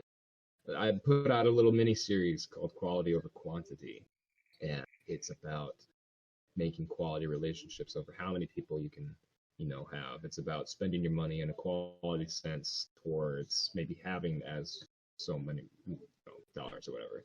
But it is so much about furthering your life to help others, to change others. It's, if I were to get on here and think solely, and this isn't you, because I know this is not you. If I were to come on here and think solely, I'm gonna make $1 million from streaming, just that, completely all in itself, then I would be doing any job incorrectly. Any job. It could be any. It could honestly be any. If I'm not giving 100% to helping others, well, not even 100%, excuse me. If I'm not giving like a 50% to help others, because I have to also have 50% to help myself as well. For sure. I have to be good in order to help others. That's that medium. But if I'm not furthering myself to further others, what am I doing? Well, I'm doing this life solely about myself.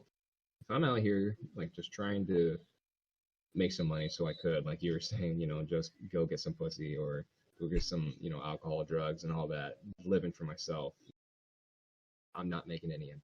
There's no worthwhile in my life being here. So that's what solidified that mindset. Even furthermore, so like my parents, I grew up in a Christian household, and but what solidified me having that mindset of helping others was I read this book called Theistic Evolution.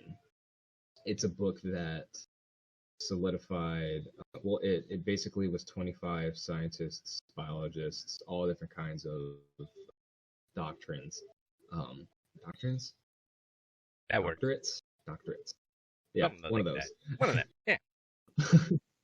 25 around the world, Christian and non-Christian, came to prove basically that God made the earth and disprove the belief of macroevolution. And so something like that solidified that, okay, there is life after this life, this earth, because all this could not have come from nothing. So if I am not in ownership of my own life, so to speak, then why am I living from? And that's what broke it for me. Getting into the military was that's what broke it right there, was living for myself. I knew that I did. So that's why I started doing the streaming thing, and that's why I started meeting up with you and helping out moderating on your channel. And I actually love doing that. I love moderating. And I appreciate it when you can help out, brother. I really, really do. I think it's funny when you were like, I don't want that burden on you. I was like, dog, this is not a burden. This is not a burden. I have no problem throwing the sword. Wield that sword, baby. Wield that sword. No, I don't think after we die that it's over. I don't think that this is the end of existence. I really don't. I'm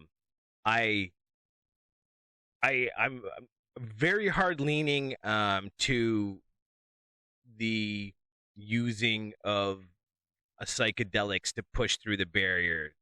I think there is something else there that we're just not capable of seeing in the form we're in.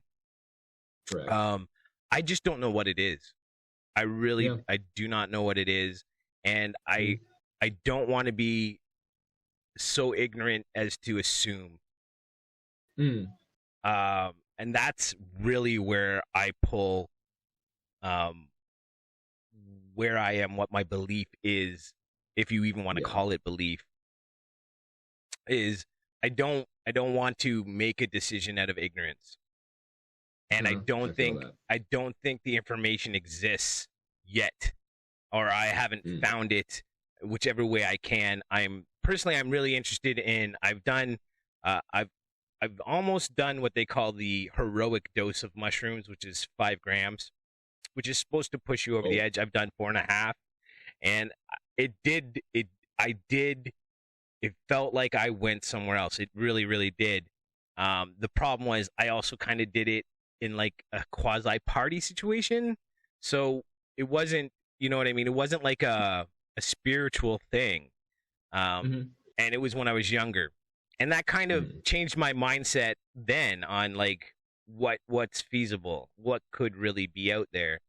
But now I'm really, really interested in taking a step into like DMT or ayahuasca and really trying to push that border or lift that veil to see. Because I think inside a lot of people, we're just kind of looking for what's next, and if we can kind of have an idea that there is something next, and I think that's why religion is so appealing to a lot of people, because it gives you those, not just does it gives you a good path, a good foundation to live, because like I have nothing against Christianity by any means. I think there's a lot of great stuff in the Bible.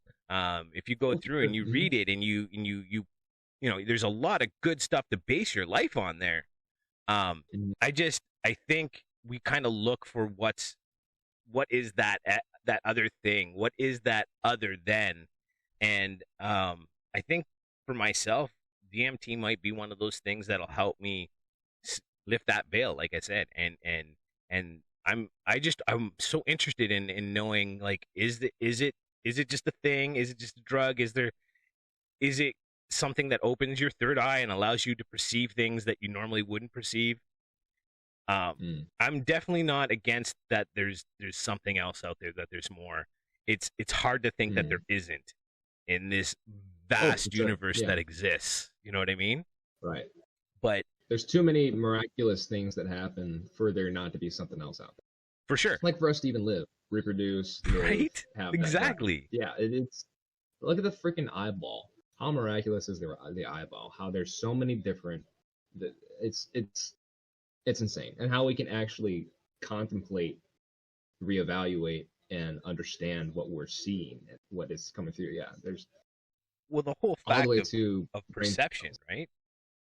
Yeah. I mean, the thing that we can even perceive a reality like we do. Cows don't perceive things the way we perceive things. Even chimpanzees and gorillas don't perceive things the way that humans perceive things, right? Completely different. Yeah. So I mean, just the fact that we're at that evolutional point of a perception of not just ourselves, but almost a perception of, and I mean, they say all the time, you cannot perceive, endlessness or immortality or the universe as its whole, because it's always you can't perceive it. But I really think humanity is on that cusp of perception, just on that edge of almost being able to understand. It's our own greeds, our own little things, I think, that hold us back, right? And AI is going to fix everything. Oh gosh, I think that's going to ruin us. I don't know. It's I'm willing to find out. Will we have the Terminator going on or what? I'm still not sure that we're not going to hit the zombie apocalypse after all these vaccinations. So yeah, oh gosh. AI is very interesting because like AI, it's artificial. Well, it's only artificial because we say it is. Well, because we made it. Right, and then it's not then it's not really upon itself intelligence. Then it's man-made intelligence. Mm-hmm. Exactly. Because an original thought has to be made from another. Excuse me. A thought has to be made from another person. It cannot be an original thought. The human body, the human mind, really having that thought process. If you were to teach something to do something, excuse me, if you were to, I forgot what I was going to go with that. I think I'm kind of picking up what you're saying a bit. It really comes down to I think, therefore I am, right? I mean, yes. when you boil it down, like I always like messing with my 13-year-old. She hates it, but I'll be like, you do understand we could just be a brain in the jar. Like you cannot prove that I exist, kid. And that always throws her for a loop, right? I'm like, you can see me, you can hear me, you assume that I am here, but you can't really prove it. I mean, you could be a brain in a jar. I love doing the brain in the jar to her. You could be a brain in a jar with a bunch of electrodes in it, and it's everything you see is nothing but a simulation. You don't know. And she gets all, and then I'm like, but don't worry about it, because there's nothing you can do about it anyways, so you might as well just keep living your life. Right? Yep. I mean, even if I am a brain in a jar, how does that change anything for me? The simulation is still going to go the way it's going to go. Still helping out others, still helping out you, right? So it's moot. It's fun to think about, but it's really a moot point. But it really comes down to, like I said, I think therefore I am, that perception. And are we able to hit that, to create that self-awareness? I don't know. What will happen when it happens? I don't know. Maybe that's what we're here for. Right? Maybe that's humanity's, who knows? Maybe we're here to make that next type of life. I don't know. But I'm here for the ride, so let's find out, baby. Psychedelics, don't kill yourself with them. But I mean, do you think that we could take a small break? I pee like a madman. Yeah, man, for sure. I'll try to be entertaining while you go in. Oh, okay. All right. It's all good. No worries. I'll be back. I can break my rule and edit out the pee part. There you go. I appreciate it. I'll be back in just a second. All right, man. And he's back. 2 and 2, baby. That's all right. It's all good. I can. I'll just cut that out. I was like looking through my emails and shit. Anyways, my buddy's trying to get a hold of me because I live in Canada where marijuana is legal, and I'm gonna make an order. And he's like, "Hey, can you get me some with your order?" And I'm like, "Yeah, but my broke ass after Christmas is broke, so you need to bring me some money." Like normally I would just spot them, right? But you know, New Year's, it's always hard after New Year's, you know. Friggin' all the alcohol and stuff I spend my money on, so no. This was actually one of the chillest New Year's I've had in a long time. It was good though. Yeah. I hung out with Santa for a little bit, popped on a couple streams, but watched Wonder Woman with the family, so that was nice. That's cool. Oh, you look pretty. Don't worry. Actually, yeah, you're good. You're good. You're good. No, I don't know. I can't wait to do more of these with other people.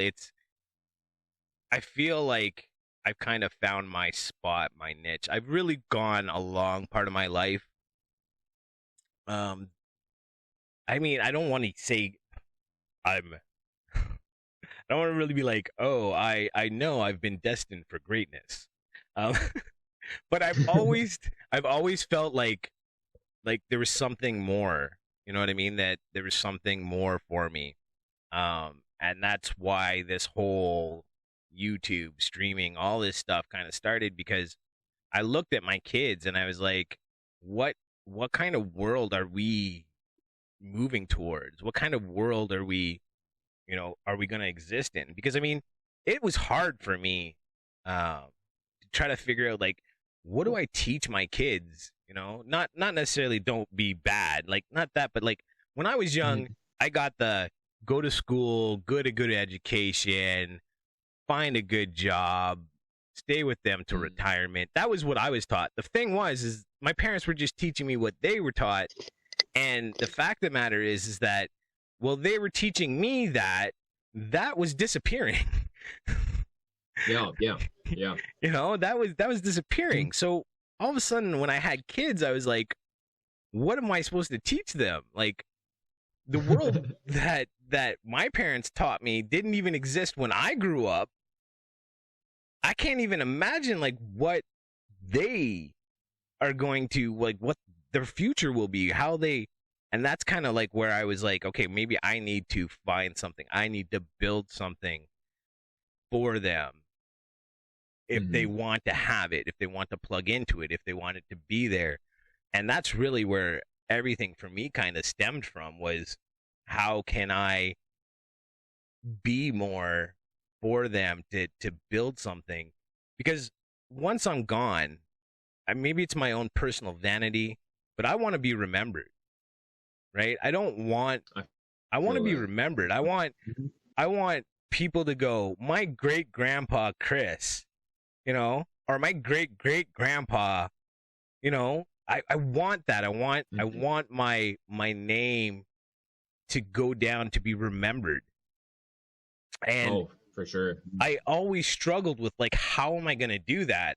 How can I do that? How can I put myself in a position where I can be that thing in my family where, you know, they could go, he made a change. He did something different. He stepped out of the box and he built something, and now because of that, it's better for everybody. And I mean, maybe it sounds pie in the eye, but I really think this is that place. I'm on that cusp of building that now and making that come into fruition. I really do it. You know, great spot to do it. I struggled with it a lot of my life, doing a bunch of different things. Like I said, I ran a hotel kitchen. I did life insurance. I had a computer store. You did want to be where you are today, right? Well, you know, I mean, eventually I've come upon. I wish I was younger. But I mean, things just happen when they happen, right? I'm just glad that I got to a point where I feel that I'm actually at the beginning now. I'm at that beginning point, the proverbial precipice of what is to really come, what really is going to be made and built. Like, did I ever tell you where I got cams from? Why I'm stream cams? I know I got the fucking longest name on Twitch. You're good. Well, the main thing was the cams, because CAMS is the first initial of each one of my daughters. Right? So C is Cadence, A is Aaliyah, M is Maya, S is Serena. Cams. Right? So I really wanted to build off of my family to the point where I made sure, like, every time I see Cams, I just think of my kids. Right? Every time someone says, "Hey, Cams, what's up?" I think of my kids, right? And it just motivates me more to keep doing what I'm doing. But that's really where that name came from. This stream, well, it just made sense. And media, it was actually from a YouTube channel I watched, Donut Media. They're all about cars and stuff. Yeah. Anyways, yeah. So I was like, I like the media. That sounds good. And then the gaming just became that on Twitch because I wanted to keep my YouTube and my Twitch separate, because I mean, anyone that watches something like this might not get the Twitch angle. You know what I mean? Yeah, pretty different. Yeah, same for me. Yeah. So I was like, I got to keep them separate but the same. So now I have the Stream Cams Media Gaming, which is freaking huge. But you know what? I'm not going to get rid of it. I'm going to leave it.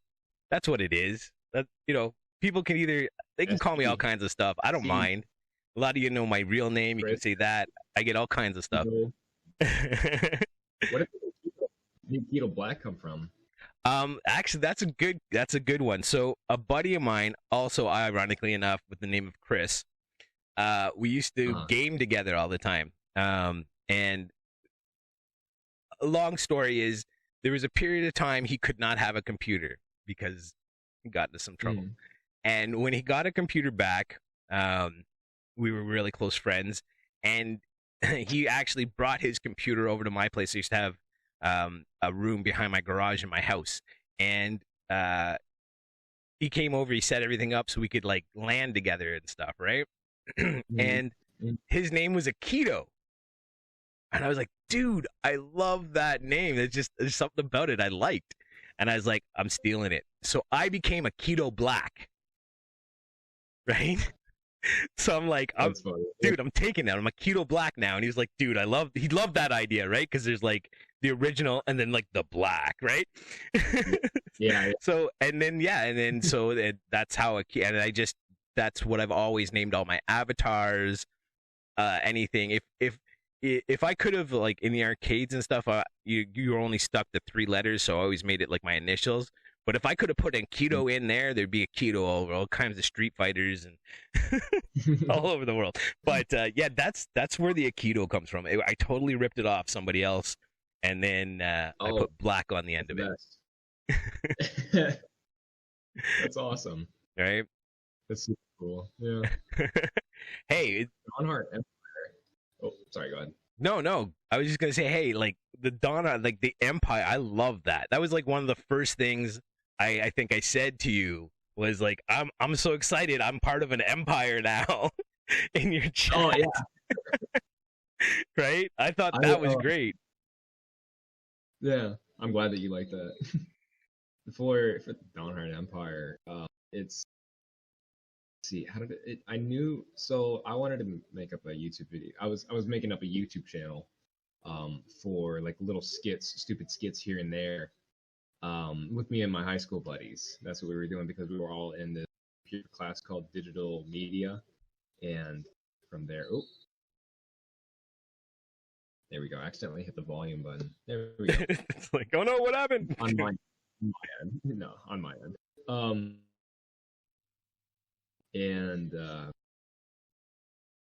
So I was just thinking, I was like, how can I incorporate my name into it?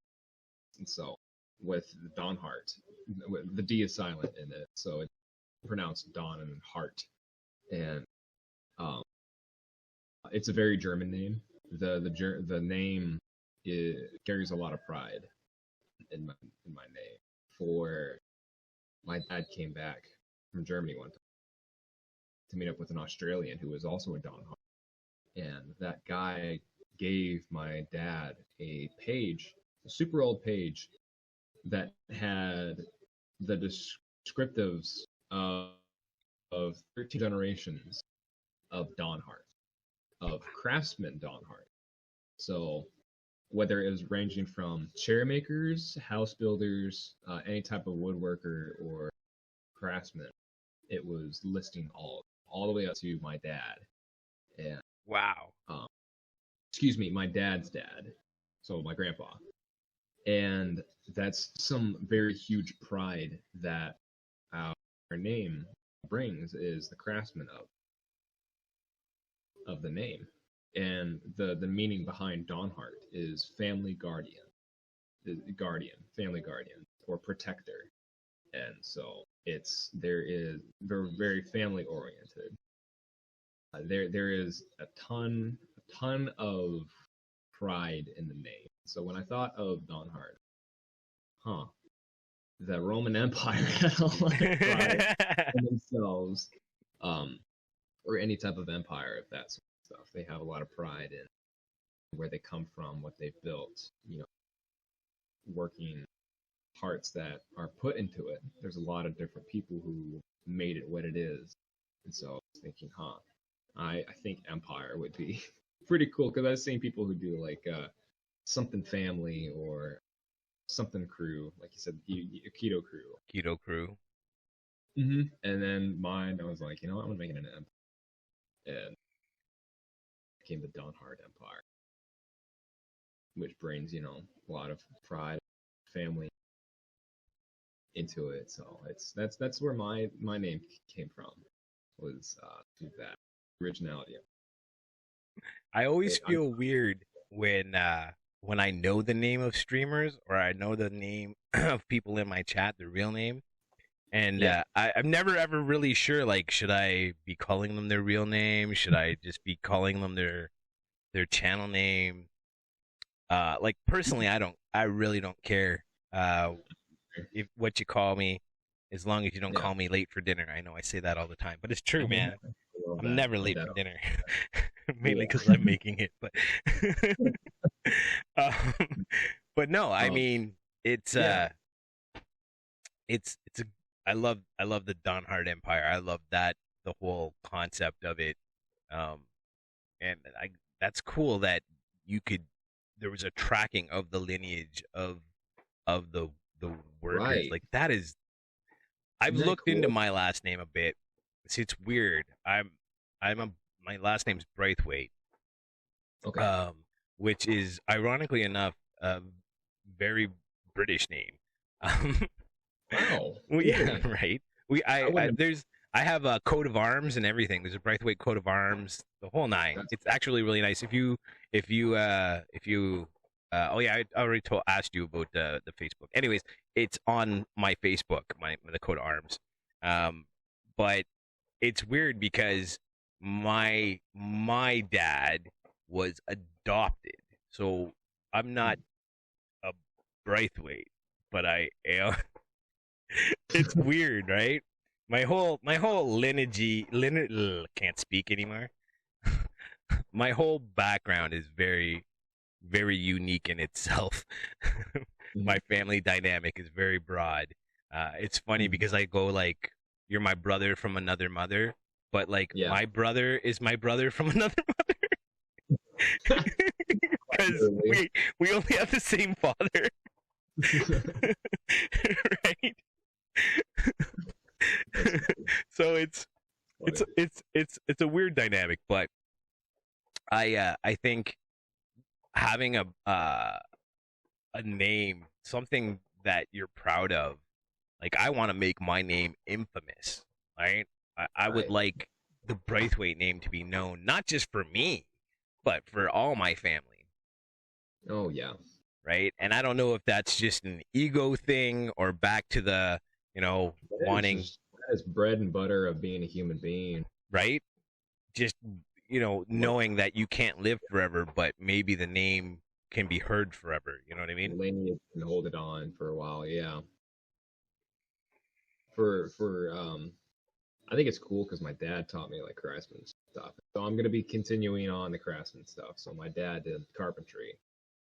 My dad's dad also built houses, and now I know how to build houses. I know how to do like electricity, wiring them, the plumbing. And for me, I'm making my own little thing because I used to do some blacksmithing, some metalworking myself. So I'm kind of throwing in my little bit of craftsman in there. Hopefully, if the gunsmithing thing goes through, Dude, be like you're so gonna make me a specialized handgun. I'm just saying. I'm down 100%. I'm going to smelt it, all of it, and I'm going to, yeah, it's gonna happen. It's gonna happen. Noise. Yo, that is man. gonna be a couple $1,000 looking gun. But, we'll get there. Yeah. Don't worry, we'll get there. Yeah. Oh, to make it would be cheap. I'm talking about the quality of it. Quality, yeah. You're gonna get a quality gun. Voice. That's so good. No, man, it's amazing to just like get to know you guys, like yourself and Tibial and all the people that I'm going to be able to sit down with. It just brings the relationship to that next level, you know? Yeah. Because it can be weird, you know, when it's just in chat, or, you know, the only time you see my face is when you're in my chat, or the only time I see your face is when I'm in your chat. Yeah, right. So this ability to just hang out and talk, and, you know, like you asked me, you know, are there questions or whatever? Yeah, I have a few questions, but I mean, it's not an interview. It's just, you know, this conversation. Let's just talk and get to know each other better and put out there, you know, what we think. Yeah, man. I'm just always worried that I'm just repeating myself in every episode. Even if you were, I don't care. And yeah, I promise you have not. You've been very good about this, actually. I try. It's all a learning curve. I still have no idea what I'm doing 90% of the time. Same, yeah. I'm so new. I just be like, I hit the go live button, and I just, here we go. Let's see. Just wing it. How are we feeling today? Oh my god, Chris, I went on the other day for a test. I was just testing the stream and whether it's actually going to go through. Dude, I know.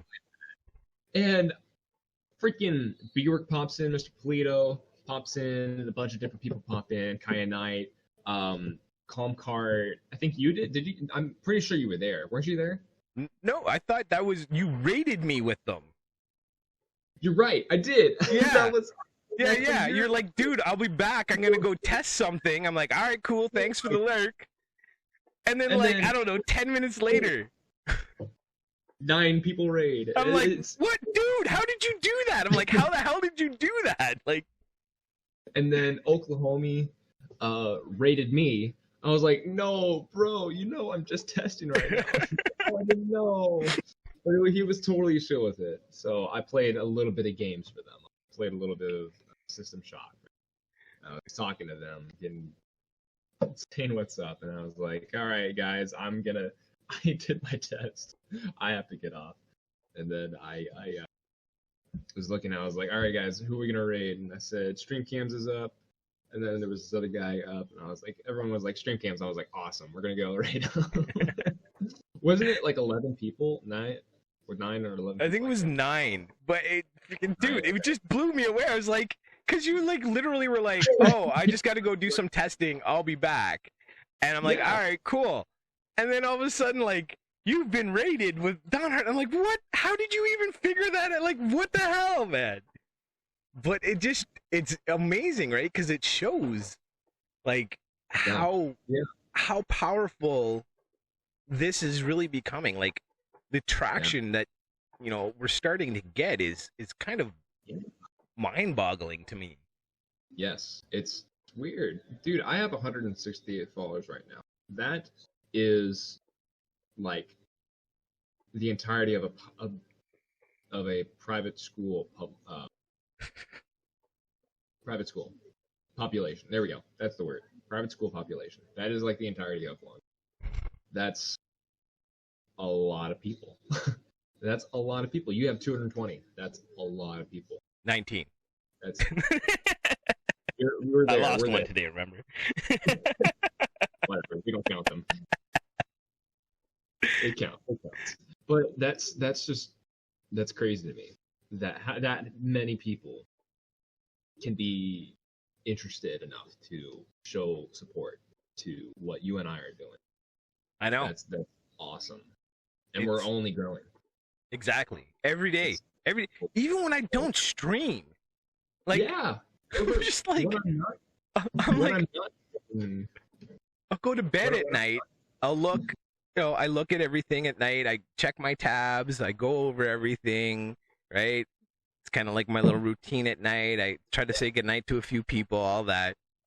And of course, when you're in the manager, it shows you right at the top what your follows are. And then I'll go to bed. I'll wake up the next day. I come down, check my tabs again, close the ones that are not running anymore, open new ones for people that are on, and look at the number. And it's like, what? How did? Who? What? What? And luckily, I can go in. I can check who followed, right? But it's just like weird. Like, really? When did this start happening? When did the weirdest thing is I have Twitch on, like, I use Android boxes in my house, which are basically tablets on your TV. And so I have Twitch on them, and it lines up, who's going, like, who's on Twitch. It'll line it up on the TV, so you could just scroll through it. And it's still weird to see, like, people I know, like, on those squares. You know what I mean? Yeah. It's still weird hopping into, Santa's stream or whoever, and they're like, "Hey, SC, what's up?" Or, "Hey, Stream Cams, what's going on?" It's just like, it's the love I feel whenever I pop into, like, Santa or Game Passes. Donnie, and it's like, oh, this is my family. This is my family. Yeah, man, exactly. It is something unique. It is something, I think, unless you're in it and doing it, just most people aren't going to understand it. They don't understand. No, they will not understand. Right? And I feel bad for them because I did a vloggy thing where I said, like, I really think Twitch, especially now that everyone's back in lockdown and shit's all crappy again, it is going to be a new way to make friends. Like, because that's what I've done the most. The most thing I've done on Twitch is made new friends. And I hang out with you as much as I used to hang out with my old friends, if not more. Yeah. Oh, yeah. Yeah. Probably more. Exactly. So, I mean, it's nothing but time, I think, at this point. And with time, I mean, keeping doing what we're doing. Yeah. Right. And it's, like I said, it's the easiest thing I've ever done. Like, yeah, kind of, yeah. I mean, yeah, there's technical difficulties sometimes, and there's, some logistics and stuff. But when you hit that go live button, that's the easiest thing I've ever done, is just, and I don't have to be a character. I don't have to, I can just be me, and that's enough, I don't even have to be fantastic at the game. Oh, just, thank God for that. Oh. Yeah. You've watched me play. Sometimes it's not the nicest thing to watch. Hey, by the way, I didn't even say this, but I love your shirt. Is this one? That's my Lord of the Rings shirt? The ring shirt, yeah. It's got the, I don't know if you could. That's umbrellas for three. Yeah, it's backwards because I have to have my video flipped, or else it hurts my brain. If I raise this hand and I don't see the hand on that side raise, if the hand on this side raises when I do this, my brain just friggin' takes a conniption. Things do not work properly all of a sudden. I actually think that's has to do with my dyslexia because it really does like mess me up. So everything is all mirrored. Whenever I wear something that has writing, it's all mirrored because I have to have that mirrored effect, or else it messes my brain up. Like really does. It sends me for a loop. With your dyslexia, did you get people giving you crap about it? Because, dude, like, I've never encountered anybody who has actually had given you crap about your dyslexia with you on your streams having it out loud, the audio. No, that used to really like worry me. All right, because there's not too many streams that I'd ever been on that had the audio going all the time. And so I was always really kind of nervous, like, will that throw people away? Will they not like it? Whatever. But I found now, like, it's for me. Like, I have to do it. If I don't, I will miss out so much, and I don't want to. All I want to do is be there with everybody, part of the conversation. And I mean, no one's really given me or said that, you know, been negative about it or anything like that. But I mean, like, that's something I've struggled with my whole life. Like that, it almost prevented me from streaming because I was so terrified about not being able to read chat. I was really, really scared about it. And luckily, just through research and everything, I found out, oh, we could have chat speak. And I was like, well, fuck yeah. That just changes the whole game, and that really gave me the confidence to say, all right, let's rock this thing. But that was a very terrifying thing for me, was worrying about chat. I mean, I've struggled with reading and dyslexia my whole life. I mean, that's definitely one of the main reasons why I never completed my schooling initially. Was just it was so much. Things were so hard. I would fall behind so fast. I could never keep up with notes. I could never. It was always a struggle. I was always, you know, putting in 10 times more effort to achieve 10% less than everybody else. It was so hard. And I mean, it's funny because, like, since high school, like I've you know, I went and I took the course. I got licensed for doing insurance, and I'll tell you, that ain't easy. Right? They don't just give anybody a license to do insurance or to do investments, man. Like it's a hardcore process. There's background checks. Like there's a lot to it, and then you have to pass the tests on top of it, right? So I mean, when I was put into a situation where I could just do it myself, I figured it out. I got it done. And I, you know, I graduated. Actually, I graduated. I passed my test with 86%. So to me, that was like, what? Really? Yeah. Like, to me, that was crushing it. You know, like whoa. So I mean, obviously, like, given the time, I can, but I was uber scared about chat. Chat freaked me out at first, figuring out, like, how am I gonna compete with that? But yeah, no, everyone seems to be really accepted of it. The only thing I've seen is just acceptance, bro. Yeah, no, for sure. The only challenge is sometimes I need to remind people, like, this isn't the normal chat, so you can't one word a fucking sentence, because it's not fair to everybody else in chat, right? Exactly. But people start to get that now, and I have some good moderators like you that'll smack some kids on the knuckles and you know, put them back in line. And at first too, I was kind of nervous about that. Like, what if they get timed out and then they stop following me or whatever? And it's like, you know what? I don't even. If you stop following me because you're misbehaving in my chat, you're lost, not mine, right? Yeah, exactly. So that's how I think of it whenever people I see unfollows. Just like, you're lost, dude. You're lost. You're missing out on something very special going on. Exactly, right? So I mean, but I'm just lucky that technology is at a point now where I can do that. Because even like chat, like when I'm in people's chats, I usually have like them up on the computer and I have the audio going through my headphone, and I'm using my phone. I have them on my phone also, and I'm using it, and I'm audio talking to my phone to put in a text so that I can chat with you people. Because if not, I'd be 8 hours trying to type something out. Right?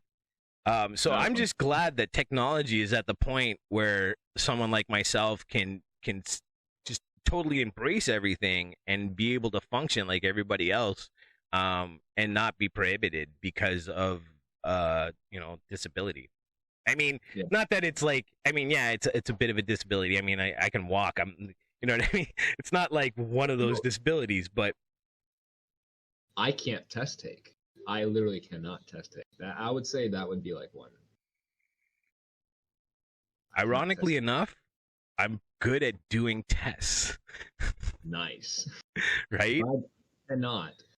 Ironically enough, I am. But I think that has to do with my not getting like very, very hard to stress out. Like, I don't really stress out. And because of that, I think that's why I'm half decent. I can absorb knowledge very quickly. It's just how I absorb it. It's like I was talking about schooling, right? Like, there's so many people that are like me. Like my children, my girls, my twins. We're pretty sure, like, I'm 100% sure they're dyslexic. Their P's and D's are backwards. Their Q's and P's are like, they are dyslexic. We talked to the school and said, listen, can we get them tested? Because once they're tested, then they'll start giving them more stuff to even help them even more. Right. And the school told my wife, check this out. They can only afford to test 2 kids per year out of the whole school. That's it. It just goes to show that, like, schooling is not made for people to learn. It's to get a certificate and get out. It's made to turn us into lemmings. It's made to get us used to doing a 9-to-5 job, working for somebody else, right? Having our breaks, going back, having a lunch, going back, having a break, going back. It's to get us prepared to do that. That's what school has become. Yeah. Right? That's what it's become. It's sad, but that's really what I think it is now. Oh, 100%. Right? It's not made for people to actually succeed and to learn.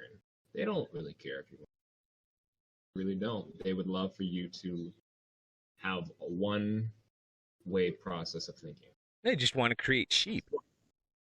Yeah, sheep-like mentality. This is why I preach to people, is that think critically about everything. Big time. Everything. That means whether you're under good leadership or bad leadership, think critically about your being itself, you being alive, or what goes on in your daily life. Just think critically. Yeah. Don't overwhelm yourself, but think critically, man. This is something that schools are not teaching.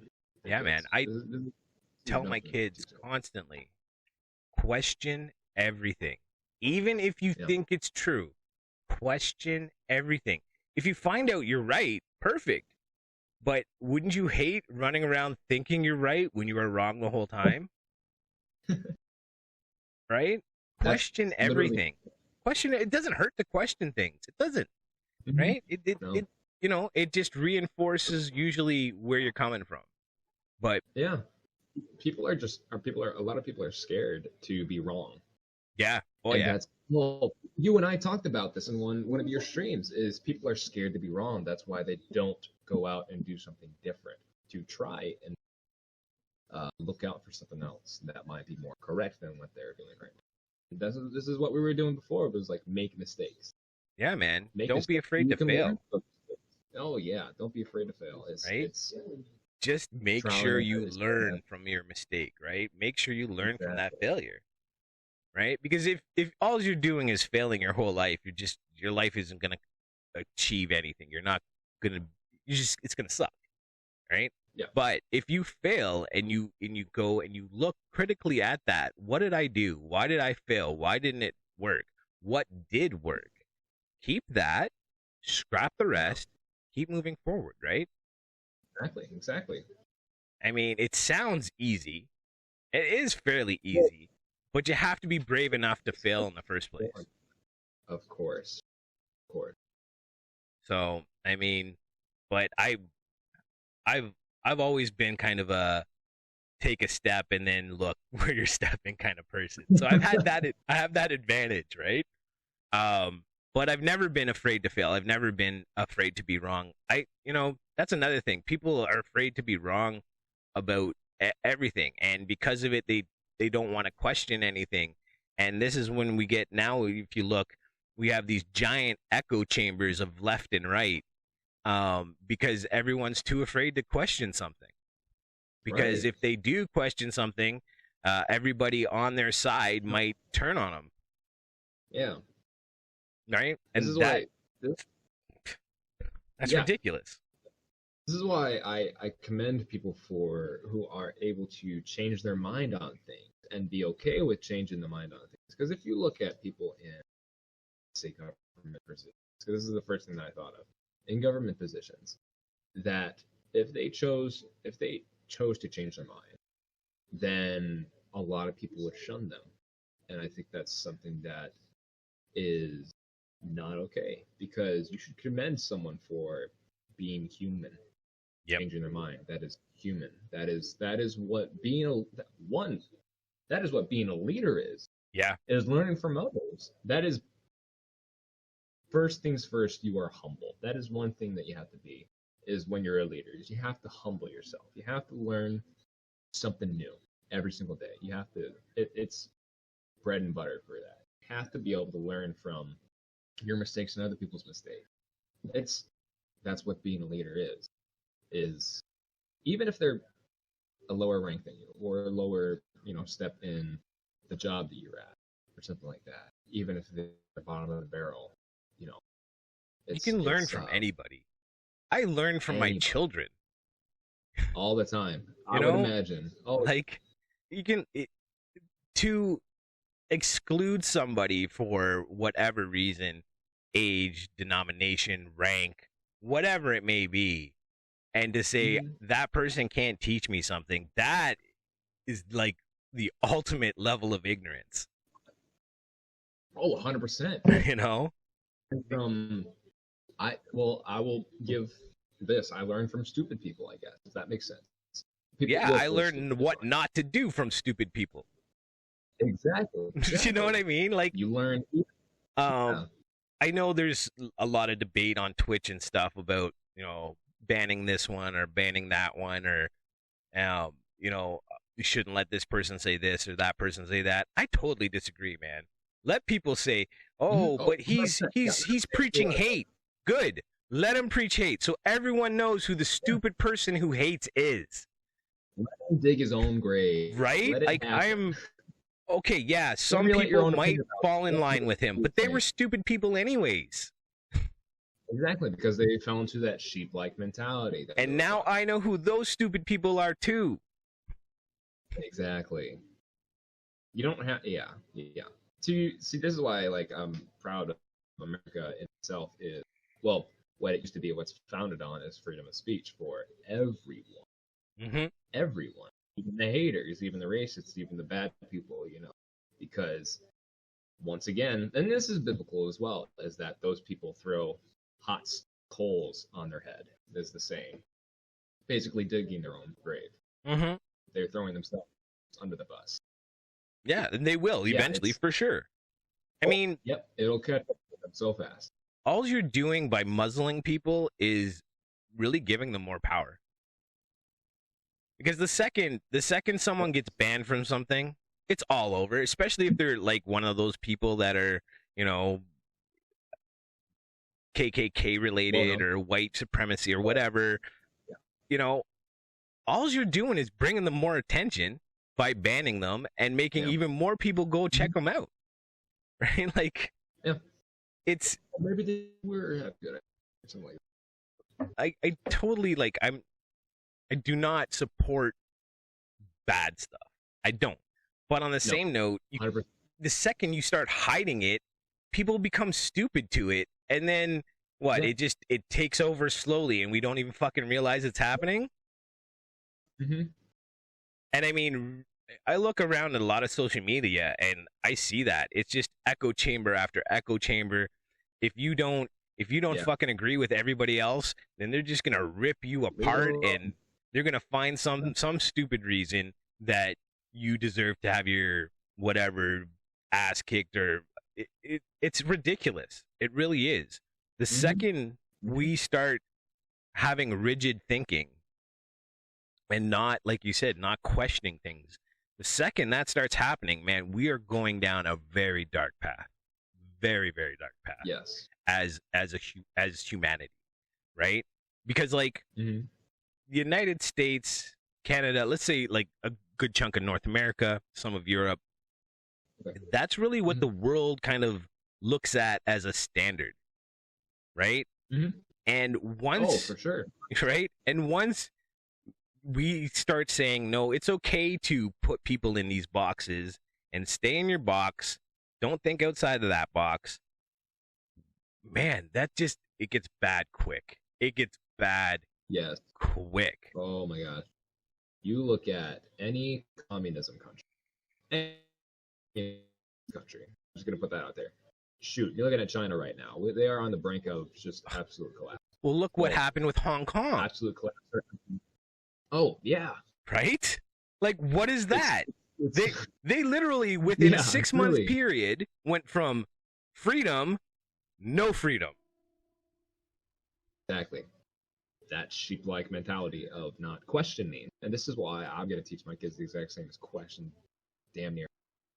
It's that falling in order, basically, thing of whatever you're taught. Yeah. I can't get on. Exactly. I can't get on with that. Yeah.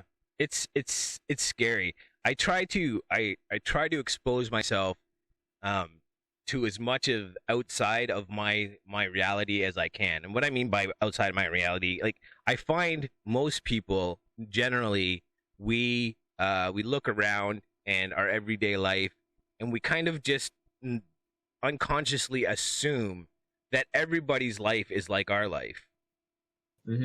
And the facts are, well, of course it's not. I mean, most Canadians, life will be kind of general, and most Americans, life, right? But China is totally different, right? So different. Like, I can go out in the street, I can freaking smoke a joint, stand there, wave at people. If you're 18 years old, I can go give you, hey, you want some weed? You want some weed? I can give it to you. If I went to China and did that, murdered, probably. Executed, probably. By the government. Yeah. By the gov. Yeah, exactly. I mean, shoot. People keep talking about, like, well, here's also the thing is that, like, people complain about, like, how bad America is. And if you were to look at majority of the other countries, very good majority of the country, shoot, you go over to Middle Eastern countries and try and be a gay person over there. Right. Try and be a woman with rights over there. You will be stoned or beaten to death. Right. For basic human rights that you have over here in the States, over in Canada, over most European countries. Right. Exactly. Insane to me. You're throwing gay people off of buildings over in the Middle East. Like, that's what's happening to this day. They're literally executing, murdering, torturing Christians to this day. I know. Over in China. It's 100%. I don't get I say our as a humanity, our issue with unacceptance. I don't get it. Like, I think, I mean, Canadian pride, right? It's my country. It's where I was born. I think we are very, very accepted here in Canada. Like, multiculturalism is everywhere. My kids don't see black and white, man. They only, like, they're colorblind. Like, my kids don't even grasp whether or not a person is whatever color. They don't. It means nothing to them whatsoever. Yeah. Oh yeah.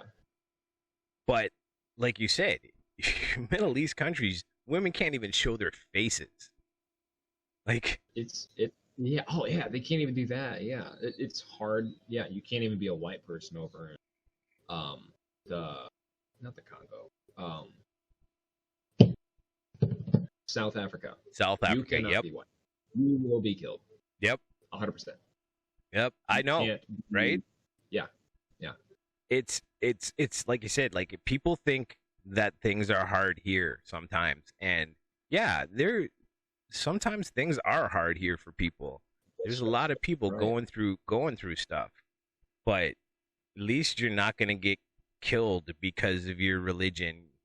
You're not going to get, You don't have to worry you know, about that. right? You're not going to get your whole family isn't going to be taken out because of something you said. Yeah. Yeah. You know? Or if you have if you're like higher, not rank, but like you're more of a leader in a country, it's like, here, shoot. I mean, you're not worried about, at least for me, since I'm not a high leader, I'm not worried about my family because I know that I don't know valuable information or something. There's always going to be people out there who have just, there's always someone going to be having a worse, because I eat every day. I put meals in my body every single day. I have clean every single day. Yep. Every day. There's not been a single day in my entire life where I have gone hungry. Well, unwillingly. Right. A lot of people can't get out of that sheep-like mentality to. There's a world out there. There's something bigger that we're doing, that you and I are doing, for bigger than all of us. You know what I mean? It's bigger than all of us. And yeah, exactly. And know how to work that mentality. I hope that while we grow, we can spread that. I think we will. I think it'll happen. Oh, you know, it's going to. You know, Yeah. I really do. I don't know what the limits of the stuff that we can achieve in the future is going to be. And I know I talk a lot of future talk, but it's just because I'm at a point where I actually can see things happening where I could never before. Right. You know? And it's just mind blowing. It's just next level, right? I'm excited. I really am. I've been praying for this sort of thing where I could make a change in some way, shape, or form, whether it's to touch lives, whether it's to share the gospel, or just get people to think critically about it. I have no idea. So, like, for me, I believe that God does have a plan for me, and pray that within that plan, people's lives, that when I do take a step back now, that I am doing it now. Because you and I can have this conversation and be friend to friend, brother to brother, and actually spit life, you know? I hear you. I mean, that's what I've been praying for. We're in a position where we can, like you said, make change. I think that's the biggest thing, is being able to make change in other people's lives, make change for the positive in someone else's life. Like I said, even if it's, even if I can just take one person, hop on my stream, and make their day go from crappy to putting a smile on their face, job done. I've accomplished something. I've made a little bit of change. And if you have thousands of people making a little bit of change, man, it's a powerful thing. Yeah.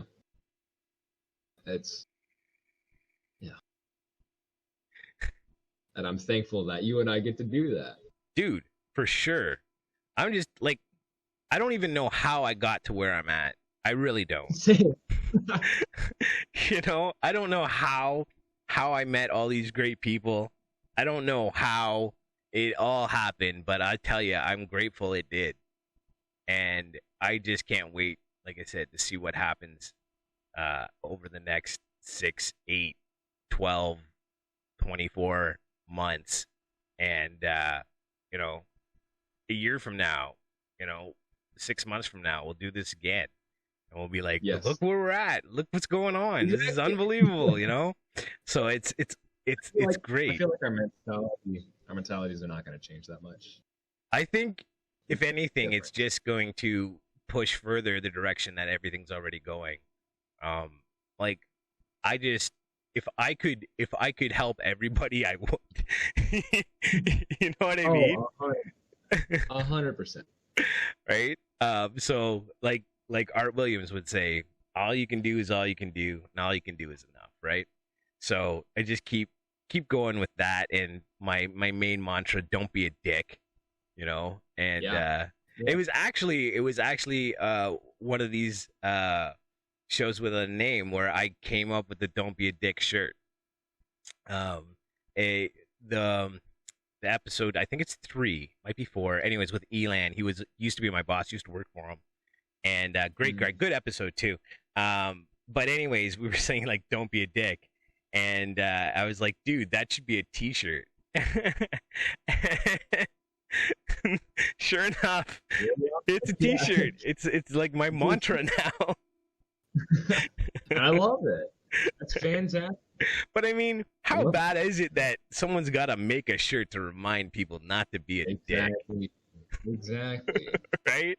I mean, I'll do it. I love it. But like, come on, really? Are we at that point where we got to remind each other to fucking be nice? Yeah. Right? That's sad. Fucking dickery. What's up with the dickery? Come on. Yeah. Stop it. Exactly.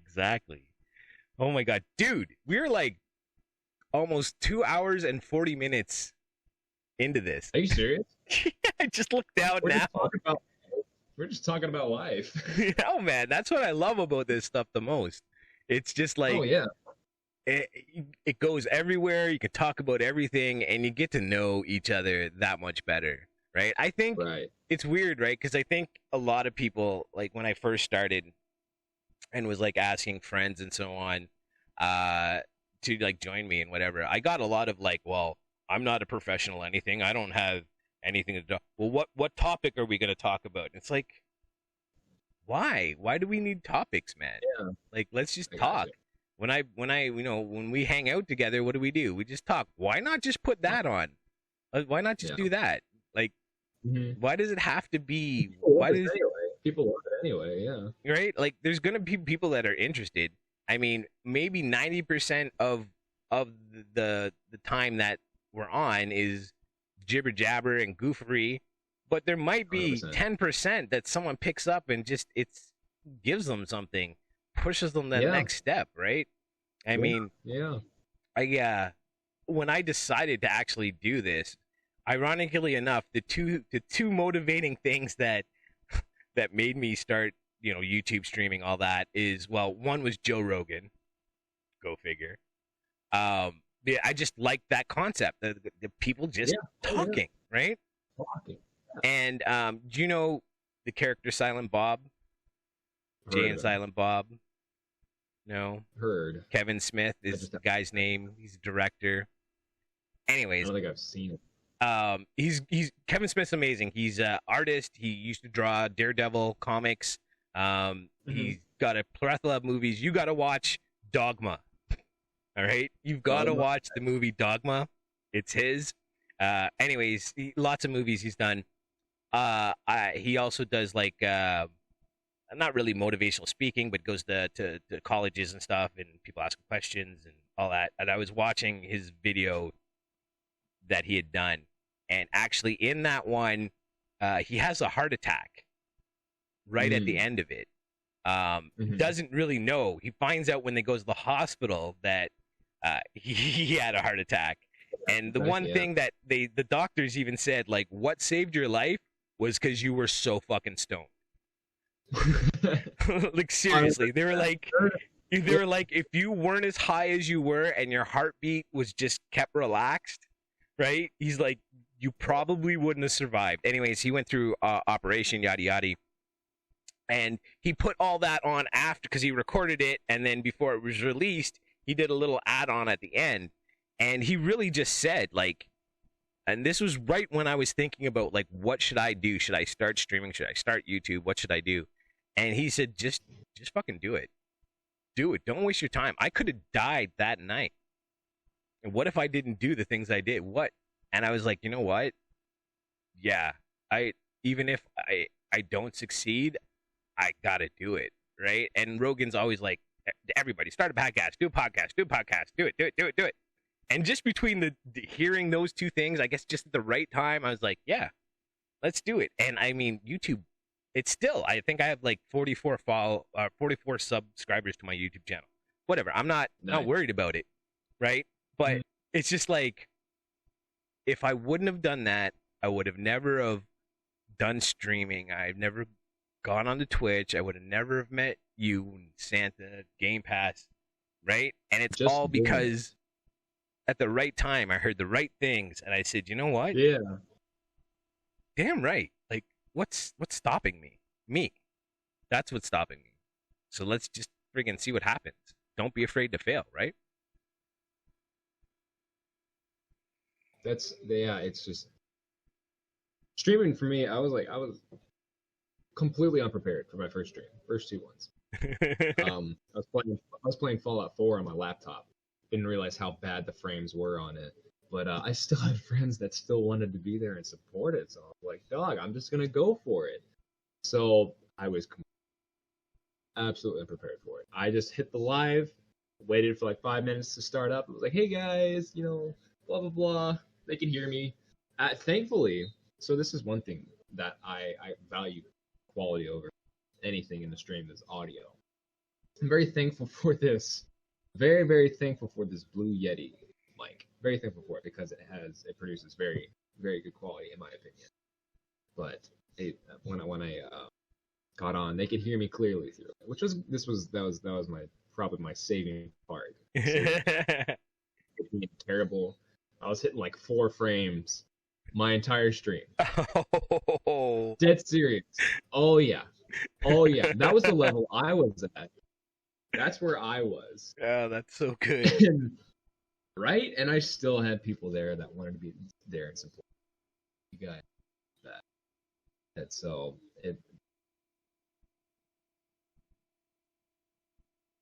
It was just doing it. It was just do it. Just do it. And I learned so much from all. And I'm still learning so much from it because there's so many things that have gone wrong. Exactly, right? And it's literally just sticking your foot in the door, propping it open, and then just walking right through. Just do it. Not even thinking about it. Yeah. The streaming thing, I knew that if I was going to think about it, then I wasn't going to talk yourself out of it, right? Exactly. Yeah. Like your brain, the insecurities. Your brain is it's meant to help you, but in doing it, it does things like terrify you to try to keep you safe because your brain doesn't want you to fail. It's afraid that if you fail, you're going to die because that's the way it used to work. If you failed at something like 500 years ago, you were dead. Yeah. There's no start overs, right? If you fucked up 500 years ago, you're dead. So your brain, our brains are developed to keep us safe, to give us fear, to stop us from doing things. But we need to, you got to reprogram that. You got to fight that fear because your brain will hold you back, man. Your own subconscious 100%. Can be your worst enemy if you let it. If you don't get that's you doing it to you. Man, it can stop you in your tracks and prevent you from doing the things that you want to do with your life. That's for sure. No, it really, really can. But it took me years to figure that out, right? It took me, when in my late 20s, early 30s, when I was doing the insurance thing, I got to meet a few really great people that kind of showed me how to better myself, how to better the way I think. Because I think I've said this a few times, like we've got to watch out for stinking thinking, right? We all can suffer from it, right? Bad thoughts, negative thoughts that eat ourselves up. And I as long forgot. as Oh, sorry. Go ahead. as long as we feed into those, that stinking thinking, right? Like my stream yesterday, I was like, right off the bat, I was, man, I'm so excited. 2021 is going to be an amazing year. Blah blah blah. A couple people hopped on. Oh, 2021 sucks already. Oh, it's going to be horrible. Yeah, I was listening to that. I was like, And I'm what are like, you guys talking what? about? What are you Just let it talking about? Like, ride. we're 3 I days already in, go in. Yeah. right? Why don't you just like put the gun in your mouth now? Like, Yeah. you're not even giving it a shot. Like, make it awesome, right? When I wake up in the morning, I make it awesome. I got up this morning. Oh, I looked 100%. myself in the mirror. I said, dude, you're freaking awesome. You're going to sit down with Donhardt. You're going to have a great freaking conversation. You're going to walk out of it even closer friends than you were in the first place. I already knew this was going to be great. I already Right? knew this was going to be a fun conversation. Exactly. And it's like, you gotta tell your brain sometimes. You can't let it tell you, right? You No, can't let 'cause it then tell you. You've got to tell it. And the great thing about our brain is if you tell it something enough, it believes it. believes it, exactly. It'll believe it. So if you tell your brain, listen, you're a great person. You do great things for other people. You tell it that all the time, guess what you're going to start doing? You're going to be a great person and you're going to do great things for other people. Right? But you got to watch out for your brain, man. That's so dangerous. That thing it'll turn against you in a second. All because it's trying to keep you safe. You know? Yeah. It's crazy. My first stream was such a long shot. Oh my gosh, was it a long shot? I went to my buddy's house to go grab Wi-Fi because I didn't even have Wi-Fi at my place at the time. Yo, but you made it Dead happen. serious, that is what happened. Dead serious, that is what happened. But it was Gank. I went to his house. Ah, nice. Right? He is the OG of my channel. Nice. I can't. Humble beginnings, absolutely humble beginnings, and it wouldn't have happened if I just didn't take the leap, because that was such a downfall for, I guess, my ego, or just any confidence I had in myself was just, it could have been out the door if I listened to myself. Ego is another dangerous thing, man. Oh yeah, because if I stopped, then I would have let it win, and I had to win. Yeah, I feel that. Me winning was letting that not get to me. That, oh man, I only have 9 followers right now, or something like that, or something small. Yeah, it's only friends that are helping me on because they just support me. No one's really interested in me. Dude, all those same thoughts, brother. All those same thoughts. Exactly. All of them in my head, yo, for sure. Like, I always get pumped up when Slayer 99 gets on my channel, because when I was very, very, very, he was one of the very first people that wasn't a friend of mine that followed me, and still shows up 9 plus 10 months later, hops in, hey man, how's it going? Love you, miss you, and that's awesome. It's like, damn, right? And I can't wait till like 5 years later when he hops on and, hey man, and it's just like, because that's awesome. At the beginning you just, it's fear. There's a lot of fear, a lot of self-doubt, questioning yourself, right? Is it worth it? Is this gonna work? And I've said this a lot too, is like, you got to remember when you walk into this thing, when you walk into the streaming thing, YouTube, especially, like YouTube's 10 times worse, but it's so weird. It's 100% slow burn. Like, you're not going to become famous overnight. You're not going to become famous in 6 months. You're not going to become famous probably in fucking 5 years. No, it takes years. But it will change your life if you keep doing it. It will. Hang on 1 second. I got to take this call. You're good. All right. That worked out. He's like, I checked to see if you're streaming. I'm like, no, I'm actually just doing a podcast. Like, oh, okay. So, but anyways, I guess I am gonna edit this one. This will be the first one I edit. Oh, I'm gonna leave this raw. I'm just gonna cut out the beginning of the beginning one. And I'm just gonna leave the pee break in. Yeah. Yeah, I'll leave the breaks in. Fuck it. Whatever. I don't care. I'm good. Listen, anything that I just said on the phone, I would say anyways on stream, or I'm just talking with my buddy. So whatever. It's all good, man. It's all good. Yeah. Sorry, my roommate's got. You know what? I'm gonna turn this down because he's not even in here right now. Can you hear it? Football game? Nope. Never mind. It's good. It's all good. It's like Awesome. I always get nervous because like I'm in the basement, and the weekends this is when laundry gets done, right? But I have figured out my audio because, like you said, audio is so important. I have got my audio so key. Do you hear my? I can hear through my headphones. I can hear my dryer going. Mm. Can you hear it? No. Right? Like Nice. Yeah, right? So it's audio, baby. Audio is key. Mhm. It really, really is. So remember that, people. If you're thinking of streaming, don't worry about the picture. Worry about the audio. People need to hear you, not see you. And who wants to see this ugly mug anyways? They want to hear it. The voice. It's all about the voice. Whenever like new people come in, and they're like, not new people, but like people that I know that are seeing my face for the first time.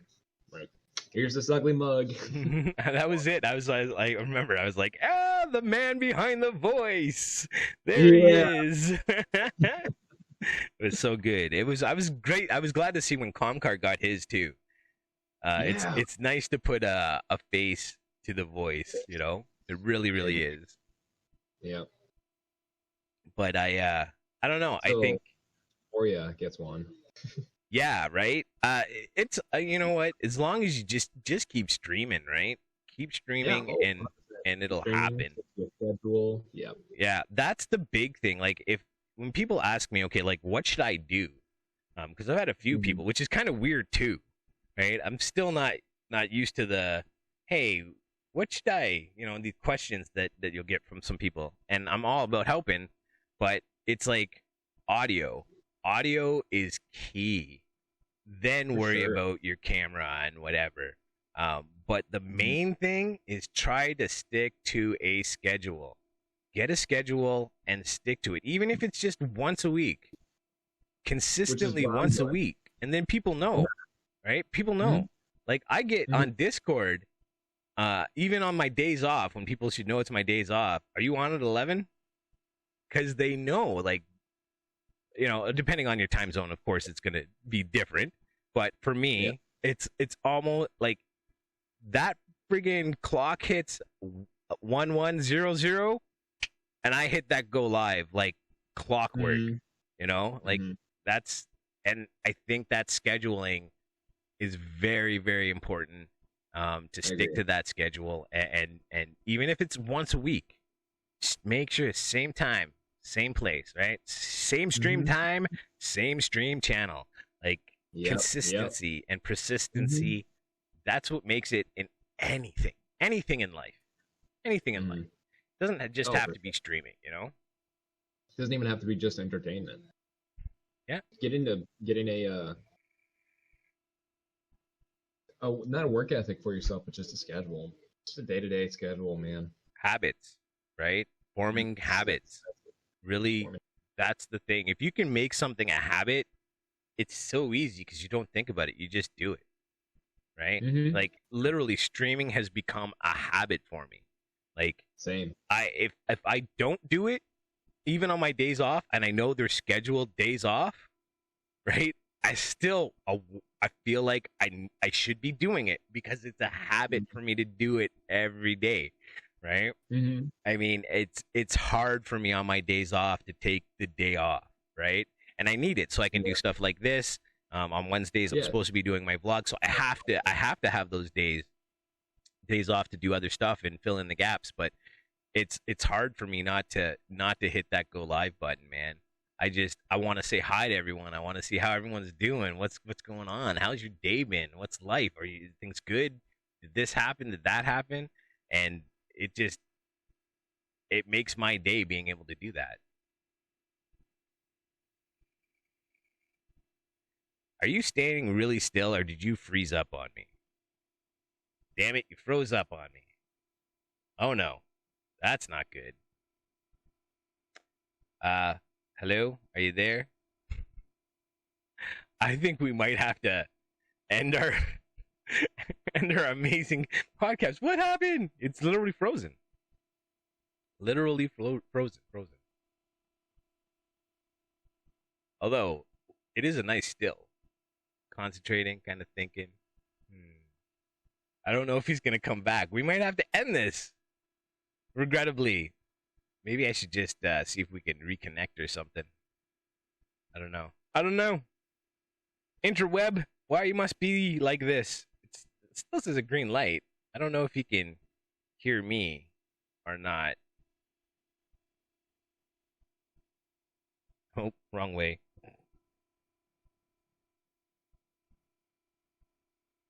No, nothing. Oh, well, it's not me. I'm good, right? Let me check my internet. Yeah, I'm solid. All right, well, ladies and gentlemen, let me just see if... Oh, they just disappeared. So maybe it is on his end. Oh, are we back? What happened? Internet took a shit, didn't it? It's all good. It was weird because it had just stopped at a point where, like, it looked like you were just thinking. So at first, I didn't even realize it was frozen. You could probably... I can't hear you. Technical difficulties. Gotta love them. Funny. Hold on. Gotta come back on my computer. This might work. I don't know what happened, man. It was good though. Like, I totally thought you just like were sitting in one spot for a second. It's Woody. Don't look at Woody.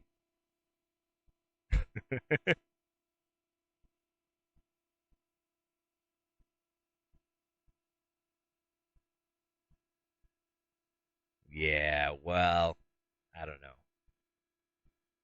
Oop. Ape. Oop, ape.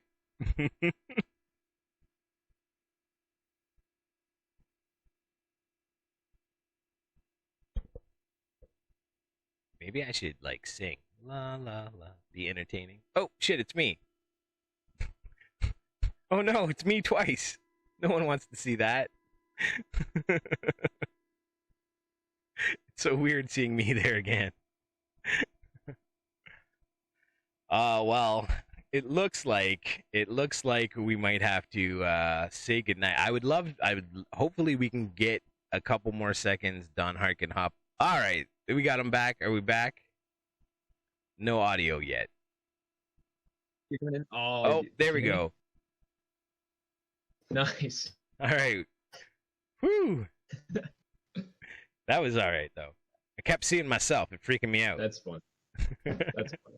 That's all right. Listen, man, we've hit 3 hours, so we can we'll put this sucker to bed. You can not have to fight the Wi-Fi anymore. You just froze up again. Oh, there we go. Yeah, it's still kicking your ass. To me, you were still holding the bottle for a second.